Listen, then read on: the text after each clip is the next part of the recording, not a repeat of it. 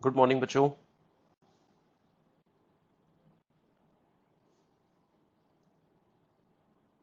बच्चों audio clear है आप सभी को? ठीक है बच्चों, इंटरफेरेंस में हम लोगों ने लास्ट में ये इक्वेशंस डिस्कस की थी, एक बार जल्दी से सुन लीजिए। मैंने आपको बताया था कि जब भी इंटरफेरेंस होगा तो एग्जैक्टली क्या होता है कि दो सोर्सेज जो कि कोहेरेंट हैं, वेव्स एमिट कर रहे हैं, और अगर हम लोग मीडियम के अलग अलग पॉइंट्स पे देखें तो हर एक वेव के उस पॉइंट तक आने का पाथ अलग अलग हो सकता है, जिससे path difference, phase difference create होता है। उस वजह से पॉइंट टू पॉइंट इंटेंसिटी जो होती है, उसकी वजह से पॉइंट टू पॉइंट जो इंटेंसिटी होती है वो वेरी करने लग जाती है। अब बच्चों इंटेंसिटी की इक्वेशन अगर हम लोग देखें तो मैंने आपको सबसे ऊपर जो टॉप इक्वेशन है वो बताई। उसके लिए मैंने एक क्वेश्चन के थ्रू कल एक तरीका भी बताया था कि सबसे पहले क्या करना है कि जिस पॉइंट पर भी आपको इंटेंसिटी निकालनी है उस पॉइंट तक दोनों वेव्स जो आ रही है उनका पाथ निकाल दीजिए, पाथ डिफरेंस निकाल दीजिए, और उसके बाद फेज डिफरेंस निकालिए। बच्चों फेज डिफरेंस जैसे ही आपको मिलेगा उससे आप इक्वेशन में वैल्यू प्लेस करके इंटेंसिटी निकाल सकते हैं। और मैक्सिमम और मिनिमम की बात करें तो बच्चों कंस्ट्रक्टिव और डिस्ट्रक्टिव ये दोनों मैक्सिमम और मिनिमम की डायरेक्ट इक्वेशंस हैं। इसकी हेल्प से आप एम्पलीट्यूड्स इस मैनर में निकाल सकते हैं और एवरेज इंटेंसिटी, ये सारी चीजें मैंने बता दी थी। बच्चों हमेशा ध्यान रखिए, सेम फेज के लिए जो पाथ डिफरेंस की कैटेगरी होती है वो क्या होगी? 0, lambda, 2 lambda, 3 lambda and so on n lambda, जहां पे n का मतलब 0, 1, 2, 3 एंड सो ऑन इंटीजर्स। और अगर आप यही चीज अपोजिट फेज के लिए चाहते हैं तो अपोजिट फेज के लिए फेज डिफरेंस जो होता है वो lambda by 2, 3 lambda by 2, 5 lambda by 2 and so on 2n+1 lambda by 2। मतलब लैम्डा बाई 2 के ऑड मल्टीपल्स होंगे तो वो अपोजिट फेज को बताएंगे, और लैम्डा के इंटीजर मल्टीपल्स जो होंगे वो सेम फेज को बताएंगे। ये क्वेश्चन हम लोग डिस्कस कर चुके थे बच्चों। इस क्वेश्चन को अब आप सॉल्व कीजिए जल्दी से। एक क्वेश्चन मैंने होमवर्क के लिए दिया था, आप पहले इसको सॉल्व करके बताएं। ये वेव ऑप्टिक्स में भी इस तरह का सेम पैटर्न का क्वेश्चन आता है, ट्राई करें। S1 and S2 are the two coherent sources having initial phase difference 0 of sound located along x-axis separated by 4 lambda. Then find number of maximum located on the elliptical boundary around it. कीजिए सभी जल्दी से। इनके बीच का जो separation हमको ये वाला दिया गया है, ये दिया गया है 4 लैम्डा।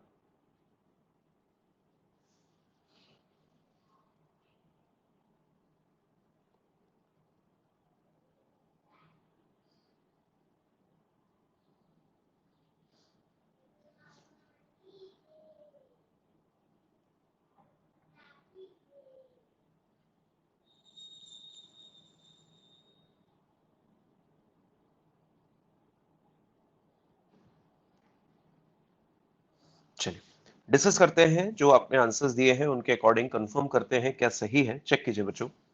सबसे पहले तो हमको ये देखना है कि इस पूरी बाउंड्री पर ऐसे कितनी लोकेशंस होंगी जहां पे साउंड सेम फेज में आएगा।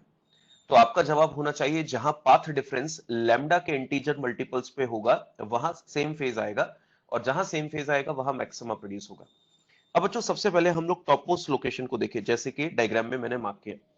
बच्चों यहां से जो वेव गई और यहां से जो वेव गई, देखकर बताइए इन दोनों वेव्स को सेम पाथ कवर करना पड़ रहा है इस मिड पॉइंट तक आने के लिए। तो इसका मतलब यहां पे जो पाथ डिफरेंस होगा वो कितना होगा? 0। यहां पे जो पाथ डिफरेंस होगा वो कितना होगा? 0। इसी के साथ बच्चों अगर मैं डाउनवर्ड पॉइंट यानी कि इस पॉइंट को भी नोटिस करूं तो बच्चों इस पॉइंट पर भी दोनों वेव्स को एग्जैक्टली सेम वे में मूव करना है, तो यहां भी पाथ डिफरेंस 0। तो बच्चों ये तो हो गए वो पॉइंट जहां पर सेम फेज है, यानी कि टॉप मोस्ट पॉइंट्स और लोएस्ट पॉइंट। अब बच्चों राइट हैंड साइड इस पॉइंट पर चर्चा करते हैं। जरा देखिए ये जो राइट हैंड साइड पॉइंट हमको दिया है ये वाला। अब बच्चों इस राइट हैंड साइड पॉइंट को देखें अगर आप ध्यान से तो नोटिस कीजिए कि मान लीजिए कि इस पॉइंट तक S2 से जो वेव आ रही है उसको चलना है कितना? x। S2 से जो वेव आ रही है उसको कितना चलना है? x। और S1 से जो वेव आ रही है इस लोकेशन तक उसको कितना चलना है? 4 लैम्डा प्लस x। तो अगर मैं आपसे पूछूं कि बच्चों इस लोकेशन पे पाथ डिफरेंस कितना है, तो आपका जवाब होगा 4 lambda plus x minus x। Difference निकाल रहे हैं तो ये हो जाएगा 4 लैम्डा। तो बच्चों जैसे यहां 4 लैम्डा है तो यहां भी कितना होगा? 4 लैम्डा। इसका मतलब जो चारों कॉर्नर मैंने बताए, इन चारों कॉर्नर पर कौन सा फेज आ रहा है? सेम फेज, क्योंकि पाथ डिफरेंस जो है आप देख रहे हैं वो कौन सी कैटेगरी का है? लैम्डा के इंटीजर मल्टीपल्स का। अब बच्चों ध्यान से सुनिएगा, जो डायग्राम मैं यहां पर आपके सामने रख रहा हूं, इस लोकेशन को देखिए जो फर्स्ट क्वाड्रेंट है। बच्चों देखिए डॉट को देखिए जो मैं मूव कर रहा हूं, इस लोकेशन पे पाथ डिफरेंस 0 है और यहां तक आते आते पाथ डिफरेंस 4 लैम्डा हो गया। तो इसका मतलब यहां पाथ डिफरेंस 0 और यहां 4 लैम्डा, तो बीच में इस बाउंड्री पर कहीं ना कहीं लैम्डा भी होगा, 2 लैम्डा भी होगा, 3 लैम्डा भी होगा, तब जाके यहां पर कितना बनेगा, 4 लैम्डा। तो हम लोग यहां पर मान लेते हैं कि लेट अस कंसीडर इस लोकेशन पे पाथ डिफरेंस लैम्डा रहा होगा, यहां 2 लैम्डा रहा होगा, यहां 3 लैम्डा रहा होगा, तब जाके एग्जैक्टली वहां पर कितना पहुंचा, 4 लैम्डा।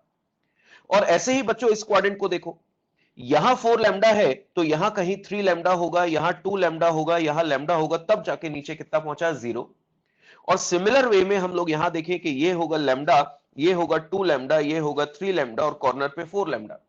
और फिर 4 लैम्डा से स्टार्ट करो तो यहां कहीं 3 लैम्डा, ये 2 लैम्डा और ये लैम्डा, तब जाके 0। तो इस तरह से अगर अपन ओवरऑल काउंटिंग करें तो आपको लैम्डा के जो मल्टीपल्स दिख रहे हैं इंटीजर, उसमें कितने मैक्सिमम आपको नजर आ रहे हैं, 16। ये इस क्वेश्चन का आंसर है। अब बात करते हैं बच्चों मिनिमा लोकेशन की। आपको पता है कि मिनिमा कब आता है, लैम्डा बाई 2 के ऑड मल्टीपल्स पे। तो बच्चों जरा गौर करो, 0 और लैम्डा के बीच में कहीं ना कहीं पाथ डिफरेंस लैम्डा बाई 2 भी रहेगा, लैम्डा और 2 लैम्डा के बीच में कहीं 3 लैम्डा बाई 2 भी रहेगा, यहां पर देखें तो कहीं ना कहीं 5 लैम्डा बाई 2 होगा और यहां देखें तो 7 लैम्डा बाई 2 रहा होगा। तो ऑब्जर्व कीजिए एक क्वाड्रेंट में कितने रेड स्पॉट्स आपको दिखाई दे रहे हैं, 4। तो एक क्वाड्रेंट में अगर 4 मिनिमा है तो बताइए 4 क्वाड्रेंट्स में कितने होंगे, 16। तो इसका मतलब मैक्सिमा और मिनिमा दोनों यहां पर कितने होंगे, 16 16। ये सही आंसर है। तो बच्चों इस तरह का जब भी क्वेश्चन आए, ये बहुत कॉमन क्वेश्चन है, वेव ऑप्टिक्स और वेव थ्योरी दोनों में आपको मिले। तो इस बात का अपन ध्यान रखें, सॉल्व करने का तरीका बिल्कुल आसान है, डायरेक्टली कॉन्सेप्ट्स लगाने हैं। अभी तो क्या पूरी डिटेल मैंने बताई, पर आप एक क्वाड्रेंट का निकाल दो, अपने आप सबके सारे क्वाड्रेंट्स के जोड़कर आंसर आ जाएगा। बच्चों ये वाला जो क्वेश्चन था मैंने होमवर्क के लिए आपको दिया था, हो सकता है आपने ट्राई कर लिया हो, सॉल्व कर लिया हो, तो एक बार आप इसके आंसर्स मैच कर लें, मैं लिखकर बता रहा हूं। सबसे पहले आई मैक्सिमम और आई मिनिमम का रेशियो बच्चों अपने को दिया गया है। तो ऑब्जर्व कीजिए, I maximum upon I minimum is equal to 36 upon 25। बच्चों आई प्रोपोर्शनल टू क्या होता है, एम्पलीट्यूड स्क्वायर। तो इसको मैं लिख सकता हूं A max upon A minimum का square is equal to 36 upon 25। उसका रीजन क्योंकि intensity proportional to amplitude square. अब बच्चों यहां से A max upon A minimum की जो वैल्यू आएगी वो कितनी आ जाएगी, 6/5। हमने क्या किया, क्रॉस मल्टीप्लाई कर दिया। अब बच्चों ए मैक्स को अपन क्या लिख सकते हैं, a1 प्लस a2, और ए मिनिमम को क्या लिख सकते हैं, a1 minus a2 is equal to 6/5। Now आपको इसका क्रॉस मल्टीप्लाई कर देना है। तो बच्चों क्रॉस मल्टीप्लाई करें तो देखिए 6a1 minus 6a2 is equal to 5a1 plus 5a2। a1 की टर्म्स को एक साथ ले आए तो 6 माइनस 5 बचेगा a1 और इधर जाके ये हो जाएगा 11a2। तो a1 upon a2 is equal to हो जाएगा 11:1। ये इस क्वेश्चन का आंसर है। और बच्चों नाउ अब हमसे i1 और i2 का रेशियो पूछा है, तो हमें पता है कि i1 proportional to a1 square. तो यहां से i1 प्रोपोर्शनल टू a1 की वैल्यू देखिए सामने कितनी है, 11। तो ये हो जाएगा 121। और i2 proportional to a2 square, तो a2 की वैल्यू 1 है तो ये भी कितना हो जाएगा, 1। तो हमसे जब i1 अपॉन i2 पूछेंगे तो आंसर क्या देंगे, 121:1। यही इस क्वेश्चन का सही आंसर भी है। तो बच्चों आई थिंक आपने ये सॉल्व कर लिया होगा, आसान क्वेश्चन है। आप नेक्स्ट क्वेश्चन सॉल्व करके बताएं। ये बिल्कुल बेसिक क्वेश्चन है बच्चों, जल्दी से ट्राई कीजिए। Amplitude of two waves are a1 and a2 where a1 and a2 is equal to a and both are superimposed at a point where path difference between them is lambda by 4, then find the amplitude of resultant wave। Complete कीजिए।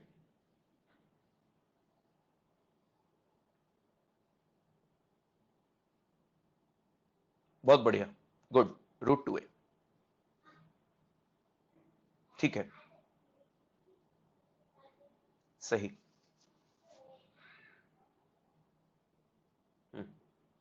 क्या करना था इसमें, path difference दिया है तो बच्चों सबसे पहले पाथ डिफरेंस से अपन क्या निकालते हैं, phase difference. 2 pi into delta lambda upon lambda. बच्चों delta phi is equal to 2 pi, delta lambda कितना है, लैम्डा बाई 4 इंटू लैम्डा, तो ये हो गया π/2 रेडियन। बच्चों आपको याद है अपन क्या निकालने वाले हैं, एम्पलीट्यूड रिजल्टेंट। आपको याद है कि इक्वल मैग्नीट्यूड के दो वेक्टर्स को अगर आप जोड़ते हो, इक्वल मैग्नीट्यूड्स के दो वेक्टर को आप जोड़ते हो, तो रिजल्टेंट क्या आता है? 2a cos theta by 2, 2a cos theta by 2, याद है आपको? तो अपन ने लिख दिया 2a cos, इनके बीच का एंगल है डेल्टा फाई बाई 2। सॉल्व कर लो इसको। 2a cos डेल्टा फाई कितना निकाला है बच्चों अपन ने? पाई बाई 2, यानी कि 90 डिग्री अपॉन 2, तो ये 45 सॉल्व करके आ जाएगा √2a, जैसा आप लोगों ने आंसर भी दिया। ये बिल्कुल बेसिक क्वेश्चन है और वेव ऑप्टिक्स आपने पढ़ रखा है, तो इसमें ज्यादा टाइम नहीं लग रहा है आपको, जैसा मैं देख रहा हूं, तो बहुत अच्छे से आंसर आप दे रहे हो। अब बच्चों इसका एक नेक्स्ट पैटर्न हम लोग डिस्कस कर रहे हैं, बढ़िया क्वेश्चन है, इसको आप ट्राई कीजिए। A source emitting sound of frequency 120 Hz is placed in front of a wall at a distance 2 meter from it. A detector is also placed in front of the wall at the same distance from it. Then find the minimum distance between source and detector for which the detector detects a maximum of sound. Speed of sound in air is 360. बच्चों मैं आपको कुछ points clear कर दूं, यहां पर ध्यान से देखें डायग्राम में। ये जो डिस्टेंस आपको दी है वो 2 मीटर है और ये बिल्कुल मिड पॉइंट है। ये जो डॉट मैंने बनाया रेड कलर से, ये बिल्कुल मिड पॉइंट है। तो गिवन क्वेश्चन ट्राई कीजिए, अच्छा क्वेश्चन है, सॉल्व करें इसे।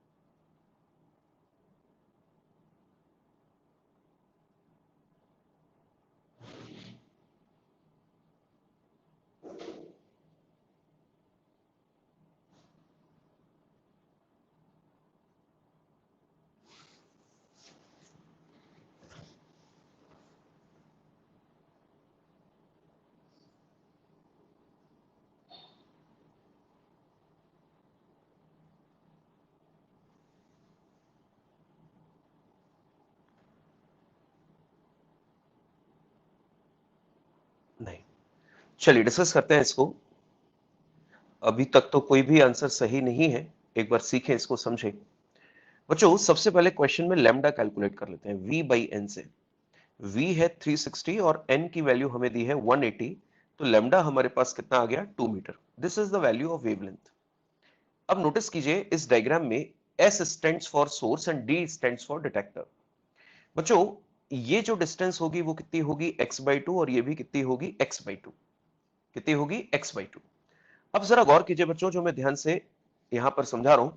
बच्चों क्वेश्चन में जो डायग्राम दिया है उसमें एक वेव तो सोर्स से पहले सामने दीवार पर जा रही है ऐसे, और उसके बाद टकरा के इस डिटेक्टर पे पहुंच रही है। तो नोटिस कीजिए ये इसका पाथ है, इसकी पाथ की लेंथ पता करते हैं। बच्चों पाइथागोरस थ्योरम से अगर देखें तो ये x बाई 2 है और ये 2 है, तो ये कितना हो जाएगा? X square by 4 plus 4। और यहां पर भी वही लेंथ हो जाएगी, root of x square by 4 plus 4। तो आप देखिए जो वेव टकरा कर आ रही है उसको डिटेक्टर तक पहुंचने के लिए टोटल डिस्टेंस कितनी चलनी पड़ रही है? 2 times of root of x square by 4 plus 4। और एक वेव जो है वो सोर्स से डायरेक्ट आ रही है। देखिए ये एरो बना हुआ है, ये डायरेक्ट वेव आ रही है, उसको कितना डिस्टेंस चलना पड़ रहा है, एक्स।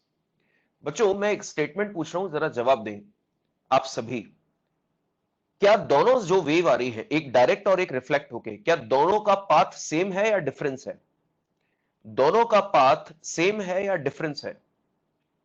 डिफरेंस है। आंसर दीजिए, क्या उनका पाथ डिफरेंस जीरो है? क्या उनका पाथ डिफरेंस जीरो है? नहीं। तो ये तो मानते हैं कि पाथ डिफरेंस जीरो नहीं है और हमें सेम फेज चाहिए। तो बच्चों अब चेक कीजिए, for maxima sound, for maximum sound, for maximum sound जो पाथ डिफरेंस होना चाहिए वो zero, lambda, two lambda and so on n lambda इस कैटेगरी का होना चाहिए, इस कैटेगरी का होना चाहिए। अब बच्चों गौर करने वाली बात है कि पाथ डिफरेंस इनके बीच में जीरो हो नहीं सकता, क्योंकि एक वेव टकरा के आ रही है उसको ज्यादा चलना है और सोर्स से डिटेक्टर तक एक डायरेक्ट जा रही है उसको कम चलना है। तो इनके बीच का पाथ डिफरेंस जीरो हो नहीं सकता। तो बच्चों मैक्सिमम साउंड सुनने के लिए हमें इन दोनों वेव्स को सेम फेज में मिलाना जरूरी है।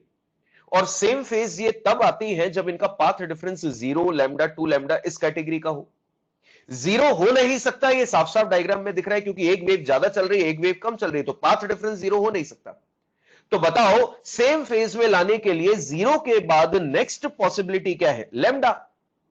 जीरो के बाद नेक्स्ट पॉसिबिलिटी क्या है, लैम्डा। किस चीज के लिए, दोनों को सेम फेज में आने के लिए, कि चलो पाथ डिफरेंस जीरो नहीं, तो जीरो के बाद अगला possible path difference same phase के लिए क्या हो सकता है, लैम्डा।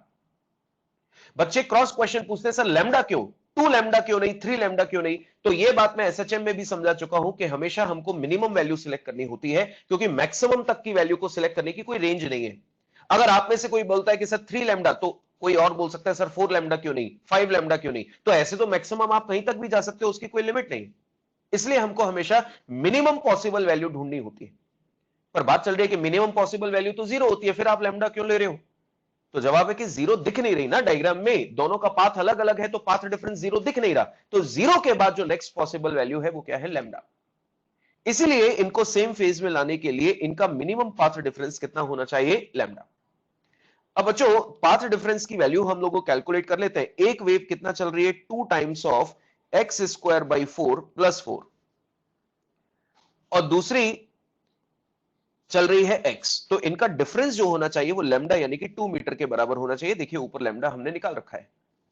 अब बच्चों इसको सिंप्लीफाई करना बस अपना टारगेट है, क्वेश्चन सॉल्व हो चुका है। x को उधर ले जाइए तो 2 plus x, now squaring both sides. तो ये हो गया, स्क्वायरिंग बोथ साइड करने पर 4 x square by four plus four, और ये हो जाएगा a प्लस बी का होल स्क्वायर। अब बच्चों इसको सिंप्लीफाई करें तो ये हो जाएगा एक्स स्क्वायर प्लस 16, और ये हो जाएगा A square plus B square plus 2ab।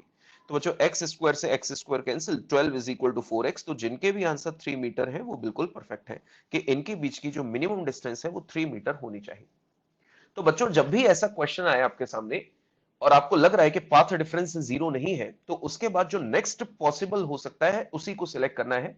कभी भी मैक्सिमम वैल्यू की तरफ नहीं भागना है, क्योंकि मैक्सिमम को सिलेक्ट करने की कोई लिमिट नहीं है, आप कहीं तक भी जा सकते हो। पर हाँ, मिनिमम को वैल्यू को सिलेक्ट करने की लिमिट थी, दैट इज जीरो, पर वो पॉसिबल नहीं दिख रही थी। इसलिए जीरो के बाद जो मिनिमम पॉसिबल नजर आ रहा था वो कितना होगा, 2 मीटर, दैट इज लैम्डा। बच्चों नेक्स्ट क्वेश्चन सॉल्व कीजिए। अगेन एक अच्छा क्वेश्चन है। ऐसा क्वेश्चन ऑब्जेक्टिव पैटर्न पे नहीं होता, एक सब्जेक्टिव पैटर्न का क्वेश्चन है। लिखें, सॉल्व करें इसको। टू स्टूडियो स्पीकर्स, बच्चों क्वेश्चन में मेंशन नहीं भी है, तो इंटरफेरेंस फिनोमिना के लिए अपन इनको कोहेरेंट ही माने। Are separated by 2.4 metre, a person stands at a distance of 3.2 directly in front of one of the speakers as shown. Find the frequencies, बच्चों नोटिस करें, frequencies in the audible range. आपको पता है बच्चों, person अपने लिए detector का काम कर रहा है, तो उसकी ऑडिबल रेंज 20 से लेके 20,000 हर्ट्ज तक की होगी। मतलब आपको इस रेंज में जो भी पॉसिबल आंसर्स है वो सब देना है। फ्रीक्वेंसीज पूछिए मतलब मल्टीपल आंसर्स होंगे, जिसके लिए मैन मिनिमम साउंड इंटेंसिटी सुने, स्पीड ऑफ साउंड क्वेश्चन में दे रखी है, ट्राई करें।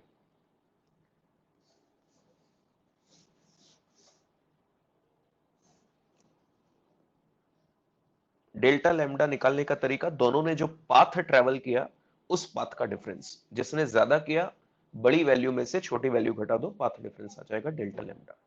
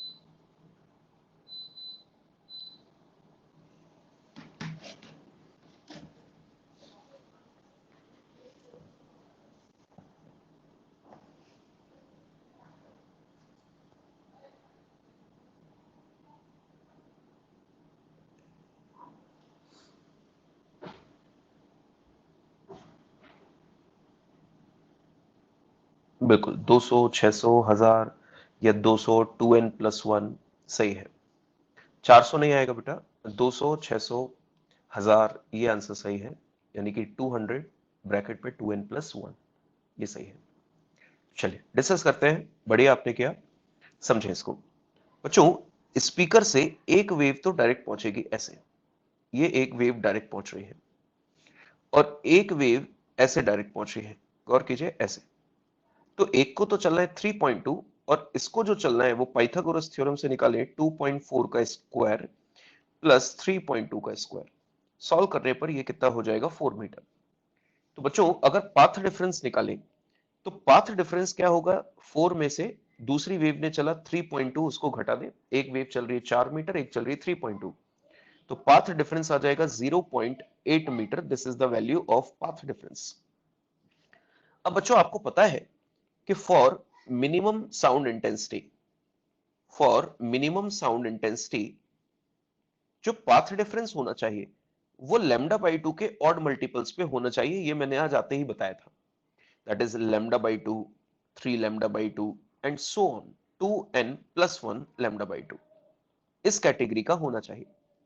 तो बच्चों जो ऊपर मैंने पाथ डिफरेंस निकाला दैट इज 0.8, इसको अगर मैं लैम्डा बाई 2 के साथ इक्वेट कर दूं तो मुझे एक फ्रीक्वेंसी मिलेगी, फिर 3 लैम्डा बाई 2 के साथ इक्वेट कर दूं तो दूसरी फ्रीक्वेंसी मिलेगी, 5 लैम्डा बाई 2 के साथ इक्वेट कर दूं तीसरी फ्रीक्वेंसी मिलेगी।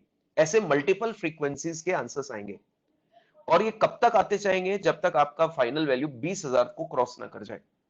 क्योंकि हमारी रेंज जो होगी वो 20,000 तक होगी, तो उसके अंदर अंदर जो भी आंसर्स होंगे वो सब हमें वैलिड मानने हैं। उन सभी फ्रीक्वेंसीज के लिए गिवन पाथ डिफरेंस पर आपको मिनिमम साउंड मिलेगा। तो हम लोग individually lambda by 2, 3 lambda by 2 इतना बड़ा प्रोसेस करने से बेटर है कि हम पाथ डिफरेंस जो हमने निकाला डेल्टा लैम्डा, उसको इक्वेट कर देते हैं 2n+1 लैम्डा बाई 2 के साथ। फिर क्या करेंगे, n की वैल्यू 0, 1, 2, 3 चेंज करते चलेंगे, अपने आप अपने पास फ्रीक्वेंसीज आती चलेगी। ये निकाला 0.8 is equal to 2n+1 into lambda by 2। तो बच्चों लैम्डा की वैल्यू आ गई 1.6 upon 2n+1। This is the value of lambda. अब यहां से अगर हमें फ्रीक्वेंसीज निकालनी है तो बच्चों frequency small f is equal to v by lambda. v दिया है 320 और लैम्डा निकाला 1.6 इंटू 2n+1। सॉल्व करने पर ये हो गया 200 2n+1, जैसा आप लोगों ने आंसर भी दिया, ये आ गया फ्रीक्वेंसी। बच्चों ये फ्रीक्वेंसी आ गई अपने पास। अब इसमें n की वैल्यू चेंज करते रहो तो अपने पास पॉसिबल आंसर्स आएंगे। सबसे पहले n इक्वल टू 0 रखो, तो पहली फ्रीक्वेंसी कितनी आ जाएगी, 200 हर्ट्ज। फिर n इक्वल टू 1 रखो तो दूसरी फ्रीक्वेंसी आ जाएगी कितनी, 600 हर्ट्ज। इसी तरह से n इक्वल टू 2 रखो तो तीसरी फ्रीक्वेंसी आ जाएगी 1000 हर्ट्ज। और ऐसे ये तब तक निकालना है जब तक अपना आंसर 20,000 हर्ट्ज पे ना पहुंच जाए। तो बच्चों ये क्वेश्चन एक सब्जेक्टिव पैटर्न आप मान लें कि ऐसा क्वेश्चन आपको मल्टीपल इस तरह के ऑप्शंस तो बना ही नहीं सकते कि चारों ऑप्शंस आपको सही दे रखे हो। तो एक सब्जेक्टिव पैटर्न अपन मान लें, पर ये क्वेश्चन सीखने के लिए अच्छा है कि अगर सिर्फ एक फ्रीक्वेंसी पूछी होती तो मैं लैम्डा बाई 2 के साथ इक्वेट करके क्वेश्चन खत्म कर देता, आंसर 200 आता। पर उन्होंने तो क्वेश्चन में लिख रखा है फ्रीक्वेंसीज, और वो भी रेंज के अंदर, तो आपको मल्टीपल आंसर्स देने हैं। तो इसीलिए हम लोगों ने उसको पूरी 2n+1 लैम्डा बाई 2 के साथ इक्वेट करके n की वैल्यू बदलते रहे और वहां से अपने पास फ्रीक्वेंसी आती चली गई। तो ये एक क्वेश्चन हम लोगों ने सॉल्व किया।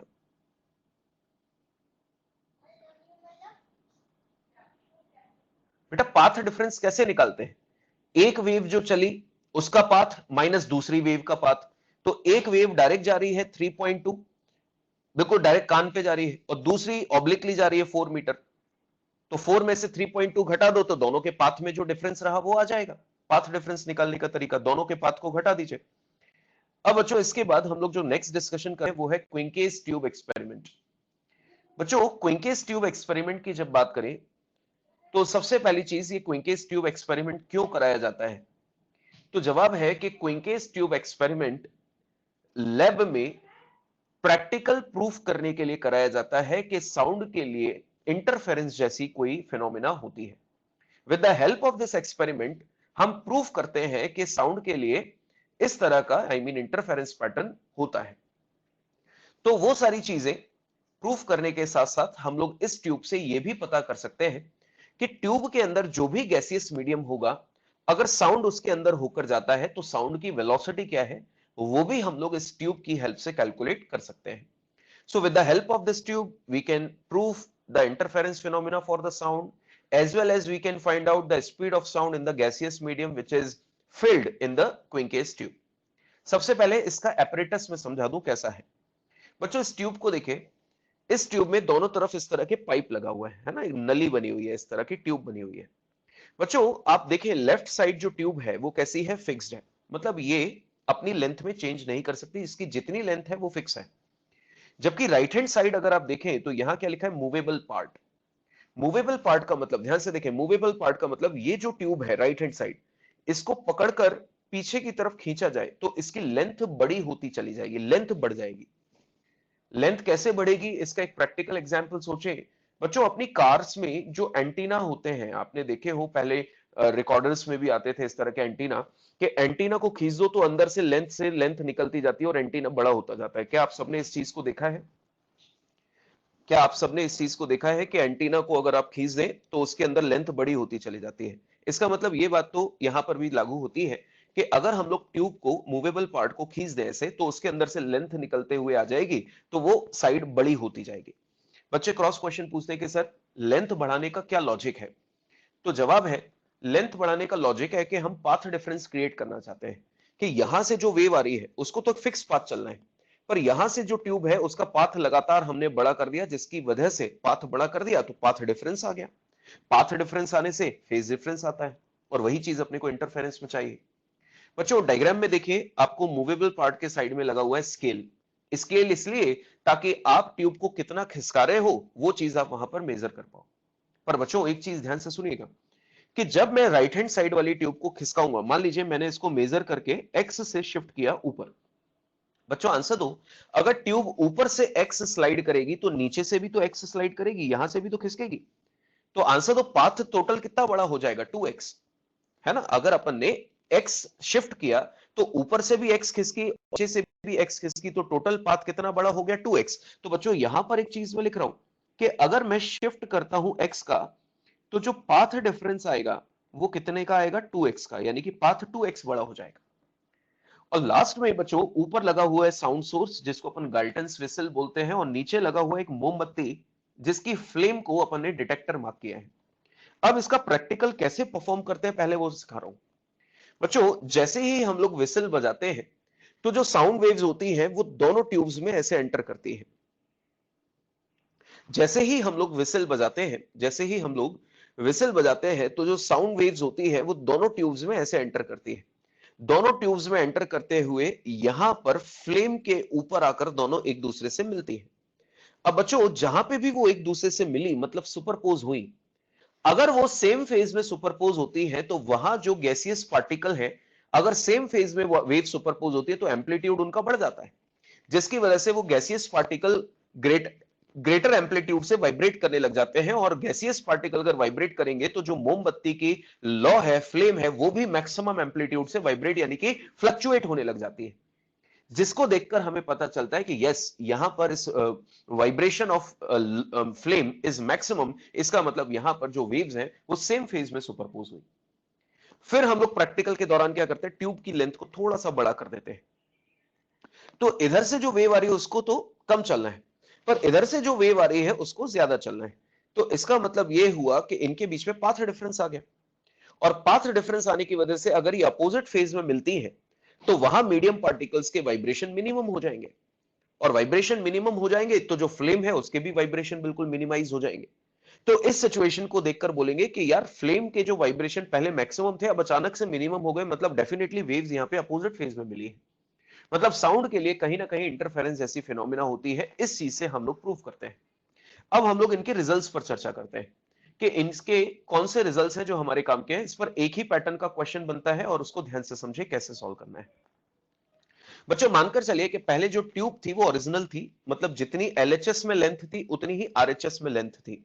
मैंने कोई शिफ्टिंग नहीं किया था, शिफ्ट जीरो था तो पाथ डिफरेंस भी नहीं था, दोनों वेव्स को सेम डिस्टेंस कवर करनी थी। पाथ डिफरेंस जीरो था तो फेज डिफरेंस भी जीरो, और फेज डिफरेंस जीरो मतलब कि सेम फेज, मतलब इंटेंसिटी यहां पर मैक्सिमम होगी, इसको बोलेंगे कंस्ट्रक्टिव इंटरफेरेंस। अब हमें क्वेश्चन में बोला गया कि यहां से तो आपने प्रैक्टिकल स्टार्ट किया कि आपने जब स्टार्ट किया तो आपको मैक्सिमम मिला। अब आपने क्या किया, ट्यूब को शिफ्ट किया। मैंने मेजरमेंट करके ट्यूब को शिफ्ट किया कितना, लैम्डा बाई 4। ध्यान से देखिएगा, ट्यूब को कितना शिफ्ट किया अपन ने, लैम्डा बाई 4।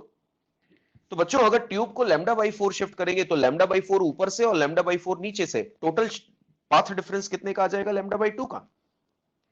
अब जरा गौर कीजिए कि यहां से जो वेव आ रही है उसको चलना है एक्स, और यहां से जो वेव आ रही है उसको कितना चलना है, एक्स प्लस लैम्डा बाई 2, क्योंकि पाथ डिफरेंस जनरेट कर दिया आपने।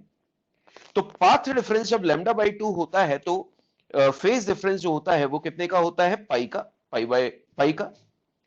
और फेज डिफरेंस पाई को अपोजिट फेज बोलते हैं, तो मतलब वहां इंटेंसिटी मिनिमम, उसको बोलेंगे डिस्ट्रक्टिव इंटरफेरेंस। और फिर हमने क्या किया, ट्यूब को टोटली शिफ्ट किया कितना, लैम्डा बाई 2, जीरो से लेकर लैम्डा बाई 2 तक का शिफ्ट किया। अब आप सबसे मेरा क्वेश्चन है कि लैम्डा बाई 2 ऊपर से शिफ्ट हुई और लैम्डा बाई 2 नीचे से भी खिसकी, तो बताओ पाथ कितना बड़ा हो गया, पाथ कितना बड़ा हो गया, लैम्डा। तो बच्चों पाथ अगर लैम्डा बड़ा हो गया तो फेज डिफरेंस आ गया 2 पाई का, वापस से सेम फेज, तो इंटेंसिटी हो गई मैक्सिमम, तो ये हो गया कंस्ट्रक्टिव इंटरफेरेंस। तो बच्चों अब यहां पर जो रिजल्ट्स हमको चाहिए थे वो हमें मिल गए। अब क्वेश्चन को सॉल्व करने का तरीका सुने, क्वेश्चंस कैसे होंगे। बच्चों यहां पर सबसे पहला पैटर्न ऑफ क्वेश्चन क्या है, ध्यान से सुने। हमें क्वेश्चन दिया गया कि मान लीजिए कि जब मैंने प्रैक्टिकल स्टार्ट किया तो मुझे मैक्सिमा रिसीव हो रहा था। क्या रिसीव हो रहा था, मैक्सिमम। अब मुझसे क्वेश्चन में बोला गया कि ट्यूब को इतना शिफ्ट कीजिए, ट्यूब को इतना शिफ्ट कीजिए ताकि आपको जो मैक्सिमा रिसीव हो रहा था उसके बाद दूसरा जो रिजल्ट आया शिफ्टिंग के बाद वो भी डायरेक्टली मैक्सिमा ही आए। मतलब आपने मैक्सिमा से स्टार्ट किया और बोल रहे हैं कि ट्यूब को इतना शिफ्ट करो कि मैक्सिमा के बाद डायरेक्ट मैक्सिमा पे पहुंच जाओ, बीच में मिनिमा ना आए। तो बताओ मैक्सिमा से डायरेक्ट मैक्सिमा पे पहुंचने के लिए हमें टोटल शिफ्ट जो करना पड़ेगा वो कितने का करना पड़ेगा, लैम्डा बाई 2 का शिफ्ट। कितने का, लैम्डा बाई 2 का। तो बच्चों यहां पर एक पॉइंट बनता है कि अगर आप डायरेक्टली मैक्सिमा से मैक्सिमा पे ही जंप करना चाहते हो या मिनिमा से ही डायरेक्टली मिनिमा पे जंप करना चाहते हो तो आपको जो शिफ्ट करना पड़ेगा वो कितने का करना पड़ेगा, लैम्डा बाई 2 का। और एक क्वेश्चन में बोला गया कि नहीं, हम तो सक्सेसिवली आना चाहते हैं कि इस समय आपको मैक्सिमा मिल रहा था और आप मैक्सिमा से मिनिमा पे आओ, फिर मिनिमा से मैक्सिमा पे आओ, मतलब सक्सेसिवली आओ। तो देखो बच्चों, अगर आप मैक्सिमा से मिनिमा पे आना चाहते हो तो कितने का शिफ्ट हो रहा है, लैम्डा बाई 4 का। या फिर मिनिमा से मैक्सिमा पे आना चाहते हो तब भी शिफ्ट कितना हो रहा है, लैम्डा बाई 4 का। तो यहां पर क्वेश्चन बन गया कि आप अगर सक्सेसिवली आना चाहते हो मैक्सिमा से मिनिमा और मिनिमा से मैक्सिमा, ऐसा रिजल्ट आप चाहते हो, तो आपको जो शिफ्ट करना होगा वो कितने का करना होगा, लैम्डा बाई 4 का। अब क्वेश्चन सुनो कैसे होते हैं। क्वेश्चन होगा, ध्यान से सुनना, आप सभी आंसर देना है आपको। क्वेश्चन होगा कि हमने ट्यूब को शिफ्ट किया, हमने ट्यूब को शिफ्ट किया और इतना शिफ्ट किया कि आपको मैक्सिमा से डायरेक्टली मैक्सिमा मिल गया और शिफ्टिंग वैल्यू थी 2 सेंटीमीटर। मतलब ट्यूब को 2 सेंटीमीटर शिफ्ट करने पर आपको मैक्सिमा से वापस मैक्सिमा ही ऑब्टेन हो गया। तो बताओ वो 2 सेंटीमीटर शिफ्ट कितना रहा होगा, लैम्डा बाई 2 या लैम्डा बाई 4।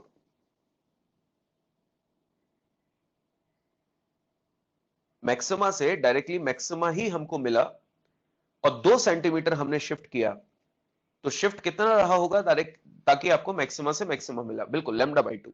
और यही चीज मैक्सिमा से मिनिमा की बोल देता तो आप लैम्डा बाई 4 के साथ उस 2 सेंटीमीटर को इक्वेट कर देते। तो जैसे ही आप लैम्डा बाई 2 या लैम्डा बाई 4 को शिफ्टिंग वैल्यू 2 सेंटीमीटर से इक्वेट करोगे तो आपको लैम्डा मिल जाएगा। अब फ्रीक्वेंसी दी है तो वेलोसिटी बराबर एन लैम्डा आ जाएगा, और अगर वेलोसिटी दी है तो एन बराबर वी बाय लैम्डा हो जाएगा। एक क्वेश्चन मैं आपको दे रहा हूं करने के लिए, आप उसको सॉल्व करें, आपको पैटर्न समझ में आ जाएगा। क्वेश्चन देखिए क्या लिखा हुआ है। In Quincke's tube experiment the movable part is shifted by amount of 3 mm, then a vibration of flame becomes maximum to minimum, maximum to minimum. If frequency of source is 30 kilohertz, then find speed of wave. Try कीजिए बच्चों, जो समझाया उसी पर based है।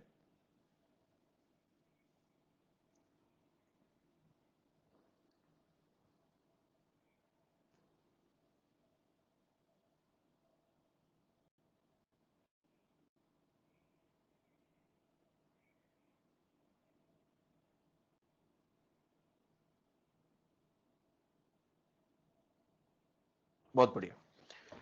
तो बच्चों maximum से मिनिमम हमको रिसीव हो रहा है, इसका मतलब हमें लैम्डा बाई 4 की वैल्यू कितनी दे रखी है, 3 mm, यानी 3 into 10 to the power -3 metre. तो लैम्डा कितना हो जाएगा, 12 into 10 to the power -3 metre. अब आपको स्पीड निकालनी है तो v equal to n lambda. अब बच्चों n की वैल्यू हमें क्वेश्चन में 30 किलो हर्ट्ज दी गई है, मतलब 10 टू द पावर +3, और लैम्डा हो गया 12 इंटू 10 टू द पावर -3। ये 10 टू द पावर 3 वाली -3 से कैंसिल, तो ये हो जाएगा 360 मीटर पर सेकेंड। इसमें मैं दूसरी वैरायटी बनाना चाहूं तो मैक्सिमम से मिनिमम की जगह मैं क्या दे दूंगा, मैक्सिमा से मैक्सिमा, है ना। तो आप उसको लैम्डा बाई 2 के साथ इक्वेट करके आंसर्स निकाल सकते हो। बच्चों यहां पर एक पॉइंट और समझा रहा हूं मैं, ध्यान से सुनिएगा। इसमें इस तरह के क्वेश्चंस जनरली बनते हैं, हालांकि आपको मिले ऐसा जरूरी नहीं है, पर ठीक है एक पैटर्न में बता देता हूं ताकि आपको क्वेश्चन क्लियर हो जाए। बच्चों मानकर चलिए कि आपको एक ट्यूब दी गई है, ऐसी, सुन रहे हैं, इस तरह की आपको एक ट्यूब दी गई है। क्वेश्चन में बोला गया, ध्यान से देखें,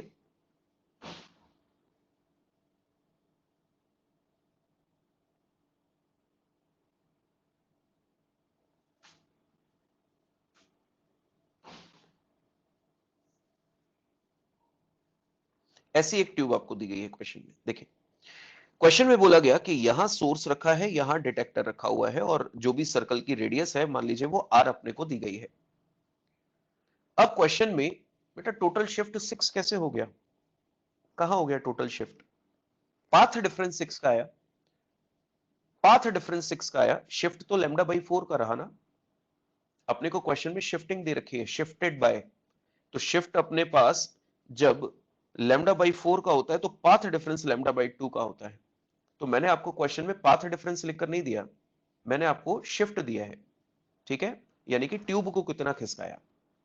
ठीक, चलिए आगे बढ़ते हैं। अब बच्चों क्वेश्चन में बोला गया कि यहां पर एक सोर्स रखा है, एक डिटेक्टर दिया है। क्वेश्चन में बोला गया कि एक वेव तो सोर्स से डिटेक्टर पे डायरेक्ट पहुंची है, तो बच्चों बताओ ये कितना चली होगी, 2r, double of the radius.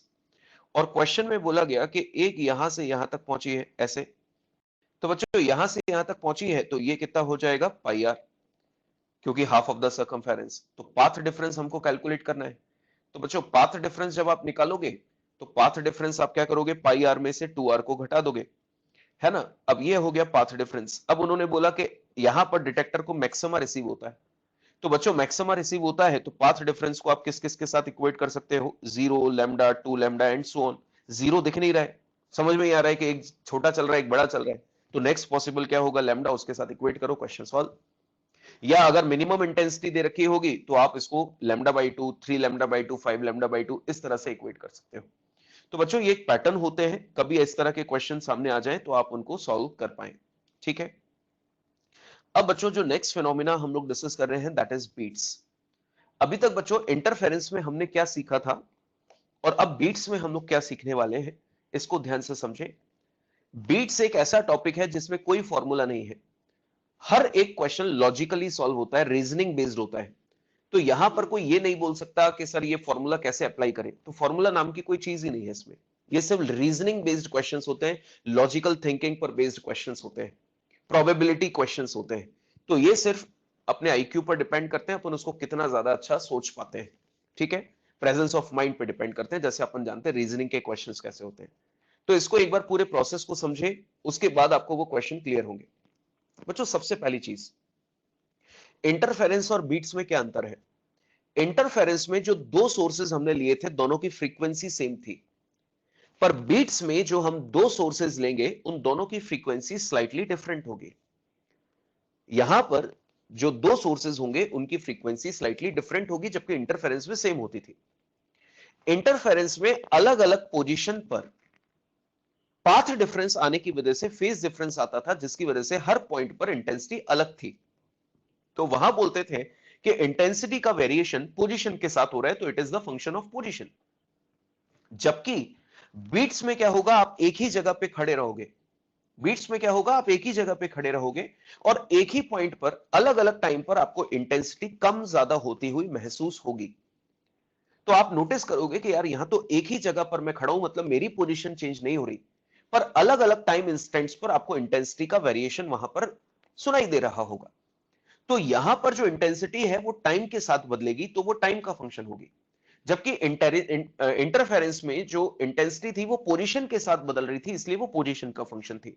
ये सारी चीजें हमको डिस्कस करनी है।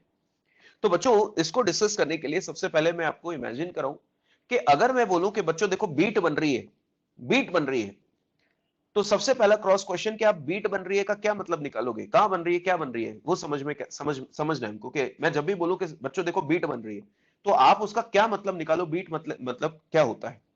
तो बच्चों, बीट बन रही है का क्या मतलब होता है, देखें। मानकर चलिए बच्चों, दो वेव्स जब आपस में मिलेंगी, तो अगर सेम फेज में मिली तो इंटेंसिटी मैक्सिमम, अपोजिट फेज में मिली तो मिनिमम, सेम फेज में आई तो मैक्सिमम। जरा गौर कीजिएगा डायग्राम पे। मानकर चलिए बच्चों, वेव्स जो है, मैं ग्राफ समझा रहा हूं, वेव्स जब सेम फेज में मिली तो इंटेंसिटी कैसी है, मैक्सिमम। फिर वेव्स अपोजिट फेज में आ गई तो इंटेंसिटी हो गई मिनिमम, और फिर वेव्स सेम फेज में आ गई तो इंटेंसिटी हो गई मैक्सिमम। तो बच्चों, ग्राफिकली अगर बात करूं तो वेव्स जब मिली थी स्टार्टिंग में तो मैक्सिमम इंटेंसिटी थी, सेम फेज में थी। उसके बाद वो आउट ऑफ फेज हो गई तो इंटेंसिटी कैसी हो गई, मिनिमम। और उसके बाद वो वापस से सेम फेज में आ गई तो इंटेंसिटी वापस से कैसी हो गई, मैक्सिमम। तो बच्चों, ये जो पूरा वेरिएशन है, मैक्सिमम से मिनिमम और मिनिमम से मैक्सिमम, ये जो पूरा वेरिएशन है, इसको बोलते हैं वन बीट। क्या बोलते हैं, वन बीट। इंटेंसिटी का मैक्सिमम से मिनिमम होना और मिनिमम से वापस मैक्सिमम होना, ये जो पूरा वेरिएशन है, ये जो पूरा वेरिएशन है, इसको आप क्या बोलते हो, एक बीट। और एक बीट को बनने में जो टाइम लगता है, उसको बोलते हैं बीट टाइम पीरियड। क्या बोलते हैं, बीट टाइम पीरियड। एक बीट को बनने में जो टाइम लगता है, उसको हम बोलते हैं बीट टाइम पीरियड, जिसको हम लोग टीबी से डिनोट किया करेंगे। तो बच्चों, मैं जब भी बोलूं कि बीट बन रही है, तो इसका मतलब आप क्या इमेजिन करोगे कि साउंड इंटेंसिटी मैक्सिमम से मिनिमम और फिर मिनिमम से मैक्सिमम, ये जो पूरा वेरिएशन है वो एक बीट कहलाता है। क्लियर? अब बच्चों, ध्यान से सुनिएगा कि हमें क्वेश्चन में पूछा जाता है कि एक इंसान, एक आदमी एक सेकंड में कितनी बीट सुन सकता है, मतलब ऐसा वेरिएशन एक सेकंड में कितनी बार सुन सकता है। हाँ, इंटेंसिटी वेरिएशन का है टाइम के साथ। ठीक है, तो बात सुने अभी पहले। मान लीजिए मुझसे क्वेश्चन में पूछा जाए कि एक इंसान एक सेकंड में कितनी बीट से सुन सकता है, मतलब कि ये जो वेरिएशन हो रहा है मैक्सिमम से मिनिमम से मैक्सिमम, ये पूरा वेरिएशन एक सेकंड में कितनी बार तक वो आदमी डिटेक्ट कर सकता है। तो आपका जवाब होगा कि एक आदमी की रेंज जो होती है बीट सुनने की, वो 10 से 15 होती है, मतलब एक सेकंड में 10 से लेके 15 बीट्स तक हम सुन सकते हैं, जो एज के साथ चेंज होती है। यंग एज में नंबर ऑफ बीट्स एक सेकंड में 10 से ज्यादा सुनी जा सकती है, पर जैसे जैसे एज फैक्टर बढ़ता है, तो एक सेकंड में बीट्स सुनने की जो कैपेसिटी होती है वो 10 तक रह जाती है। इसलिए बच्चों, हम लोग एक सेकंड में जो नंबर ऑफ बीट्स की बात करते हैं, वो मिनिमम लेकर चलते हैं कि 10। हाँ, 10 से 15 तक सुनी जाती है, पर 15 तक की हम लोग एक मैक्सिमम कैपेबिलिटी ले रहे हैं, जो एज फैक्टर के साथ चेंज हो सकती है। इसलिए हम लोग मिनिमम पॉसिबिलिटी पे काम कर रहे हैं कि कम से कम 10 तो सुन ही सकते हो। ध्यान से सुनिएगा, एक सेकंड में हम कम से कम 10 बीट तो सुन ही सकते हैं। तो मैंने यहां पे लिखा परसिस्टेंस ऑफ साउंड, जो मैं पहले भी बता चुका हूं। Persistence of sound for human equal to 1/10 second. मतलब कि यह हुआ कि अगर आप बीट्स सुनना चाहते हो तो क्या तरीका होना चाहिए कि पहली बीट जो आपके पास आई वो आपके दिमाग से एग्जिस्ट कर जाए तो दूसरी आए, ताकि आप उनको रिकॉग्नाइज कर पाए कि हाँ ये दूसरी बार आई है। अदरवाइज अगर ऐसा हुआ कि पहली बीट दिमाग से गई नहीं और दूसरी उसके जाने के पहले आ जाए तो आप समझ ही नहीं पाओगे कि कितनी बार आई है। इसीलिए दो सक्सेसिव बीट्स के बीच का टाइम गैप 1/10 या उससे ज्यादा का होना चाहिए, ताकि एक आए वो खत्म हो तो उसके बाद दूसरी आए। अगर 1/10 सेकंड के कम टाइम गैप पे वो आती चली जाए तो हमको एक जैसा साउंड सुनाई देगा, आपको वेरिएशन समझ नहीं आएगा, क्योंकि एक तो जा नहीं रही दूसरी आ रही। इसलिए हम लोगों को परसिस्टेंस ऑफ साउंड पर काम करना है। तो बच्चों यहां पर एक और पॉइंट मैं समझा रहा हूं, ध्यान से देखिएगा कि अगर आप बीट्स सुनना चाहते हो, अगर आप बीट्स सुनना चाहते हो तो दो सोर्सेस की फ्रीक्वेंसी का जो डिफरेंस होना चाहिए, अगर आप बीट्स सुनना चाहते हो तो दो सोर्सेस की फ्रीक्वेंसी का जो डिफरेंस होना चाहिए वो less than equal to 10 hertz होना चाहिए। अगर 10 हर्ट्ज से ज्यादा का डिफरेंस हुआ तो क्या होगा वो मैं आपको एक्सप्लेनेशन के दौरान समझाऊंगा। बट फिलहाल मैंने बोला कि अगर आप बीट सुनना चाहते हो तो जो दो सोर्सेज ले रहे हो आप, उनकी फ्रीक्वेंसी का डिफरेंस 10 हर्ट्ज के बराबर या उससे कम रहना चाहिए। अब स्टार्ट करते हैं कि बीट्स क्या होती है। बच्चों मैं ग्राफिकली समझा रहा हूं, इस ग्राफिकल एक्सप्लेनेशन को बाद में अपन फेयरली देखेंगे अपने डायग्राम्स में, बट फिलहाल इसको समझें। बच्चों मैंने यहां पर दो सोर्सेज रखे। मान लीजिए कि एक वेव यहां है और एक वेव यहां है। क्लियर? यहां पर जो मैंने सोर्स रखा है वो रखा है मान लीजिए 6 हर्ट्ज का, और यहां जो सोर्स रखा है वो रखा है 8 हर्ट्ज का। ये है 0 सेकंड, और मैं 1 सेकंड तक की स्टडी कर रहा हूं। कितनी? 1 सेकंड की, क्योंकि मेरे को ये जानना है कि 1 सेकंड में मैं कितनी बीट सुन पा रहा हूं। 1 सेकंड की स्टडी कर रहे हैं।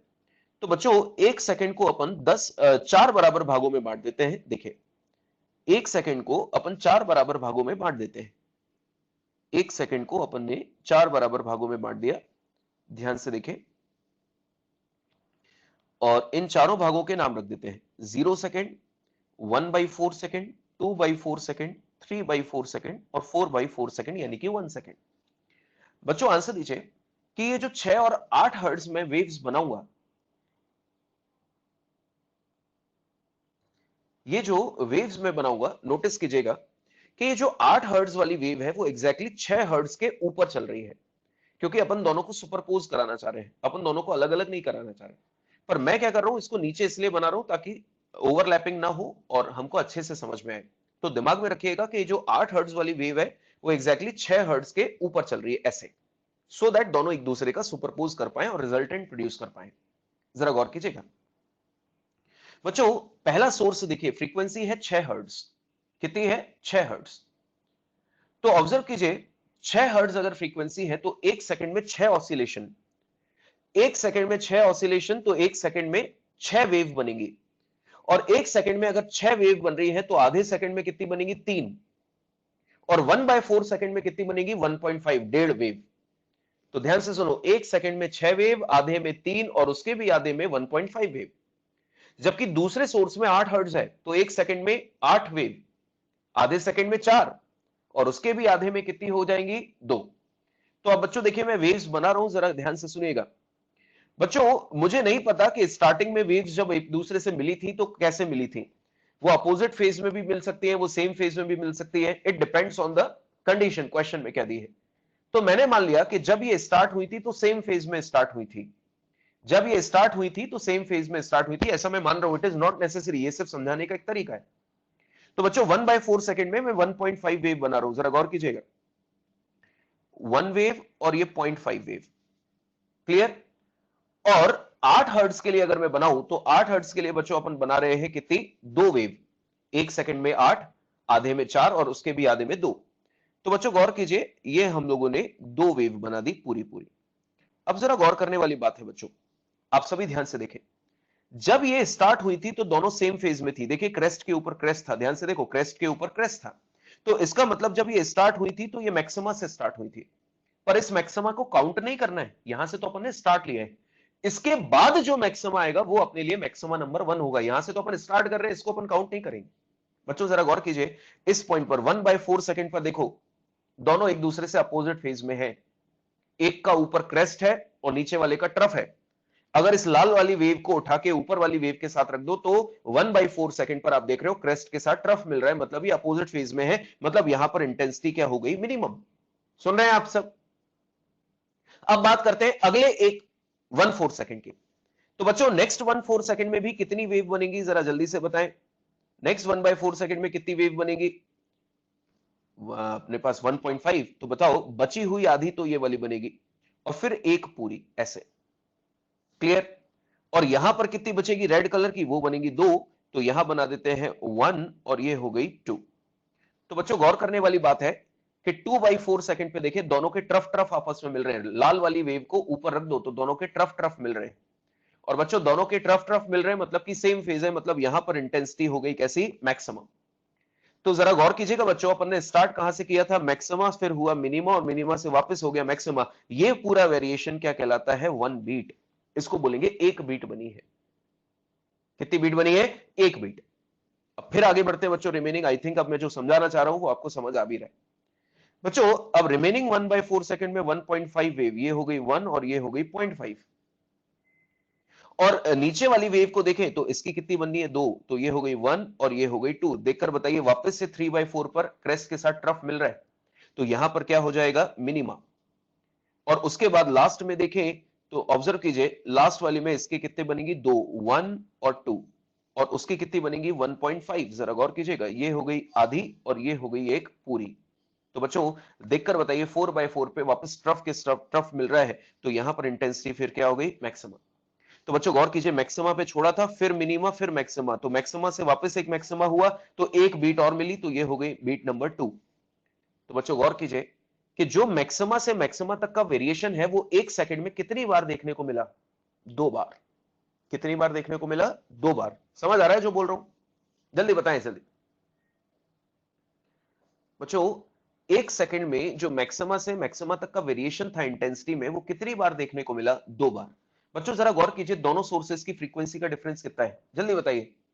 दोनों सोर्सेस की फ्रीक्वेंसी का डिफरेंस क्या है, 2। तो इससे यह बात साबित होती है कि एक सेकंड में उतनी ही बीट्स बनेंगी जितना दोनों सोर्सेस की फ्रीक्वेंसी का डिफरेंस होगा। एक सेकंड में उतनी ही बीट्स बनेंगी जितना दोनों सोर्सेस की फ्रीक्वेंसी का डिफरेंस होगा। तो बच्चों इसको अपन नाम देते हैं बीट फ्रीक्वेंसी। क्या नाम देते हैं, बीट फ्रीक्वेंसी, यानी कि नंबर ऑफ बीट्स प्रोड्यूस्ड पर सेकंड।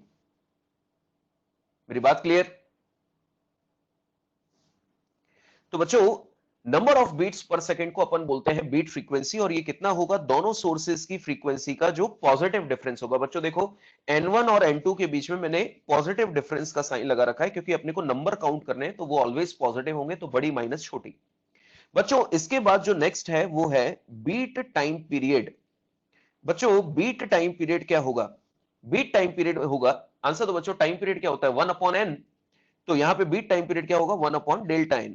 तो ये हो जाएगा 1/N2 माइनस N1। बच्चों जरा गौर कीजिए कि दोनों सोर्सेस की फ्रीक्वेंसी का डिफरेंस कितना है इस क्वेश्चन में, 2, 8 और 6।